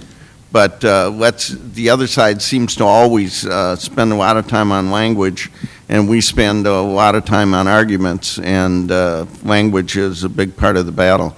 I unfortunately... My contemporaries who have young children right now, telling them why they should value education, Catholic education, and why they should be sending their children to their local Catholic school. And quite honestly, I've been a mom now for 3 years, and I've never once had anyone tell me why I should send my children to Catholic schools outside of my little tiny group, you know, of people that think like me in my job. And I think that we really, as the Catholic community, need to do a better job with the bishop's statement on me. I'm the parent, I'm the first educator of my child, and I need to take responsibility for my child's education, and I need to take responsibility for providing them with not just a good academic education, but a faith-filled, Christ-centered education. And, you know, as a parent, I would love to hear ways that I could be more involved in that for my own children's sake and bring in more parents for that sake, for the purposes of our children. You know, in my own parish, you know, there's constantly a shortage of, you know, parent volunteers to teach CCD, or we have a great liturgy program in our school or in our mass, and, you know, they have a really hard time getting parents to step up to teach this children's liturgy for their own children. And, you know, what can we do as parents to be more involved and be more demanding of what we need for our children? Don't close the school, because I want the school open for my child. And, you know, are we getting the tools to do that, and what can we do more? Does that make sense? Well, I certainly appreciate your comment. I think in many ways, the individuals in my generation have to step up and communicate why we think it's important for you to have your children involved with Catholic education. I think we need to provide more supports for young families in parish life generally, beyond the school the school issues generally, because there are a large number of parents, young parents, who are not engaged either in religious education or in Catholic schools, and really need to have support on how to raise their children and how, as Catholics, and how to choose a Catholic lifestyle and have a Catholic worldview. And I think we are all challenged to figure out ways to do that better, because the realities are that many young parents are like yourself. They're both working. They come home late. They're tired. They want to spend the couple hours they have with their kids. We have to be more creative. We have to think of ways on how we can do that, and I wish I had the answer. The piece that goes along with that is we need to proclaim the gospel to younger generations of people who are getting married and having children, because it's only in light of the gospel being proclaimed and our Lord being accepted into one's life that a Catholic education really makes sense and is chosen. We're not about school parents choosing our schools because they're safe and great. We want to choose them because they're Catholic, right? So there's an element here of the call for the new evangelization is very timely for Catholic education, and that new evangelization needs to be to those who are making choices right now, the younger generations who are not catechized and who are not in our churches. So, Mary Boyle from the Diocese of Camden, New Jersey, and I'm just kind of piggybacking on the last two speakers. I think one of my fears for us as church is that while we're posturing for this government funds assistance to support us in our efforts for social justice, that we will see that as the economic relief that takes us off of our responsibility to continue that new evangelization to the middle class and even the wealthy. As Mimi said, one of the other missions of Catholic education is to form the leadership of the church. And that may not necessarily always be coming from the poorest of the poor, that we're moving to another level of economic success, but it might be the middle class or the upper class that we're calling to challenge to be leaders of the church.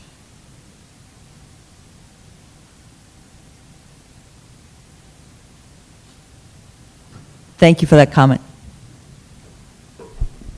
Well, I'd like to thank the panelists for an extraordinary panel.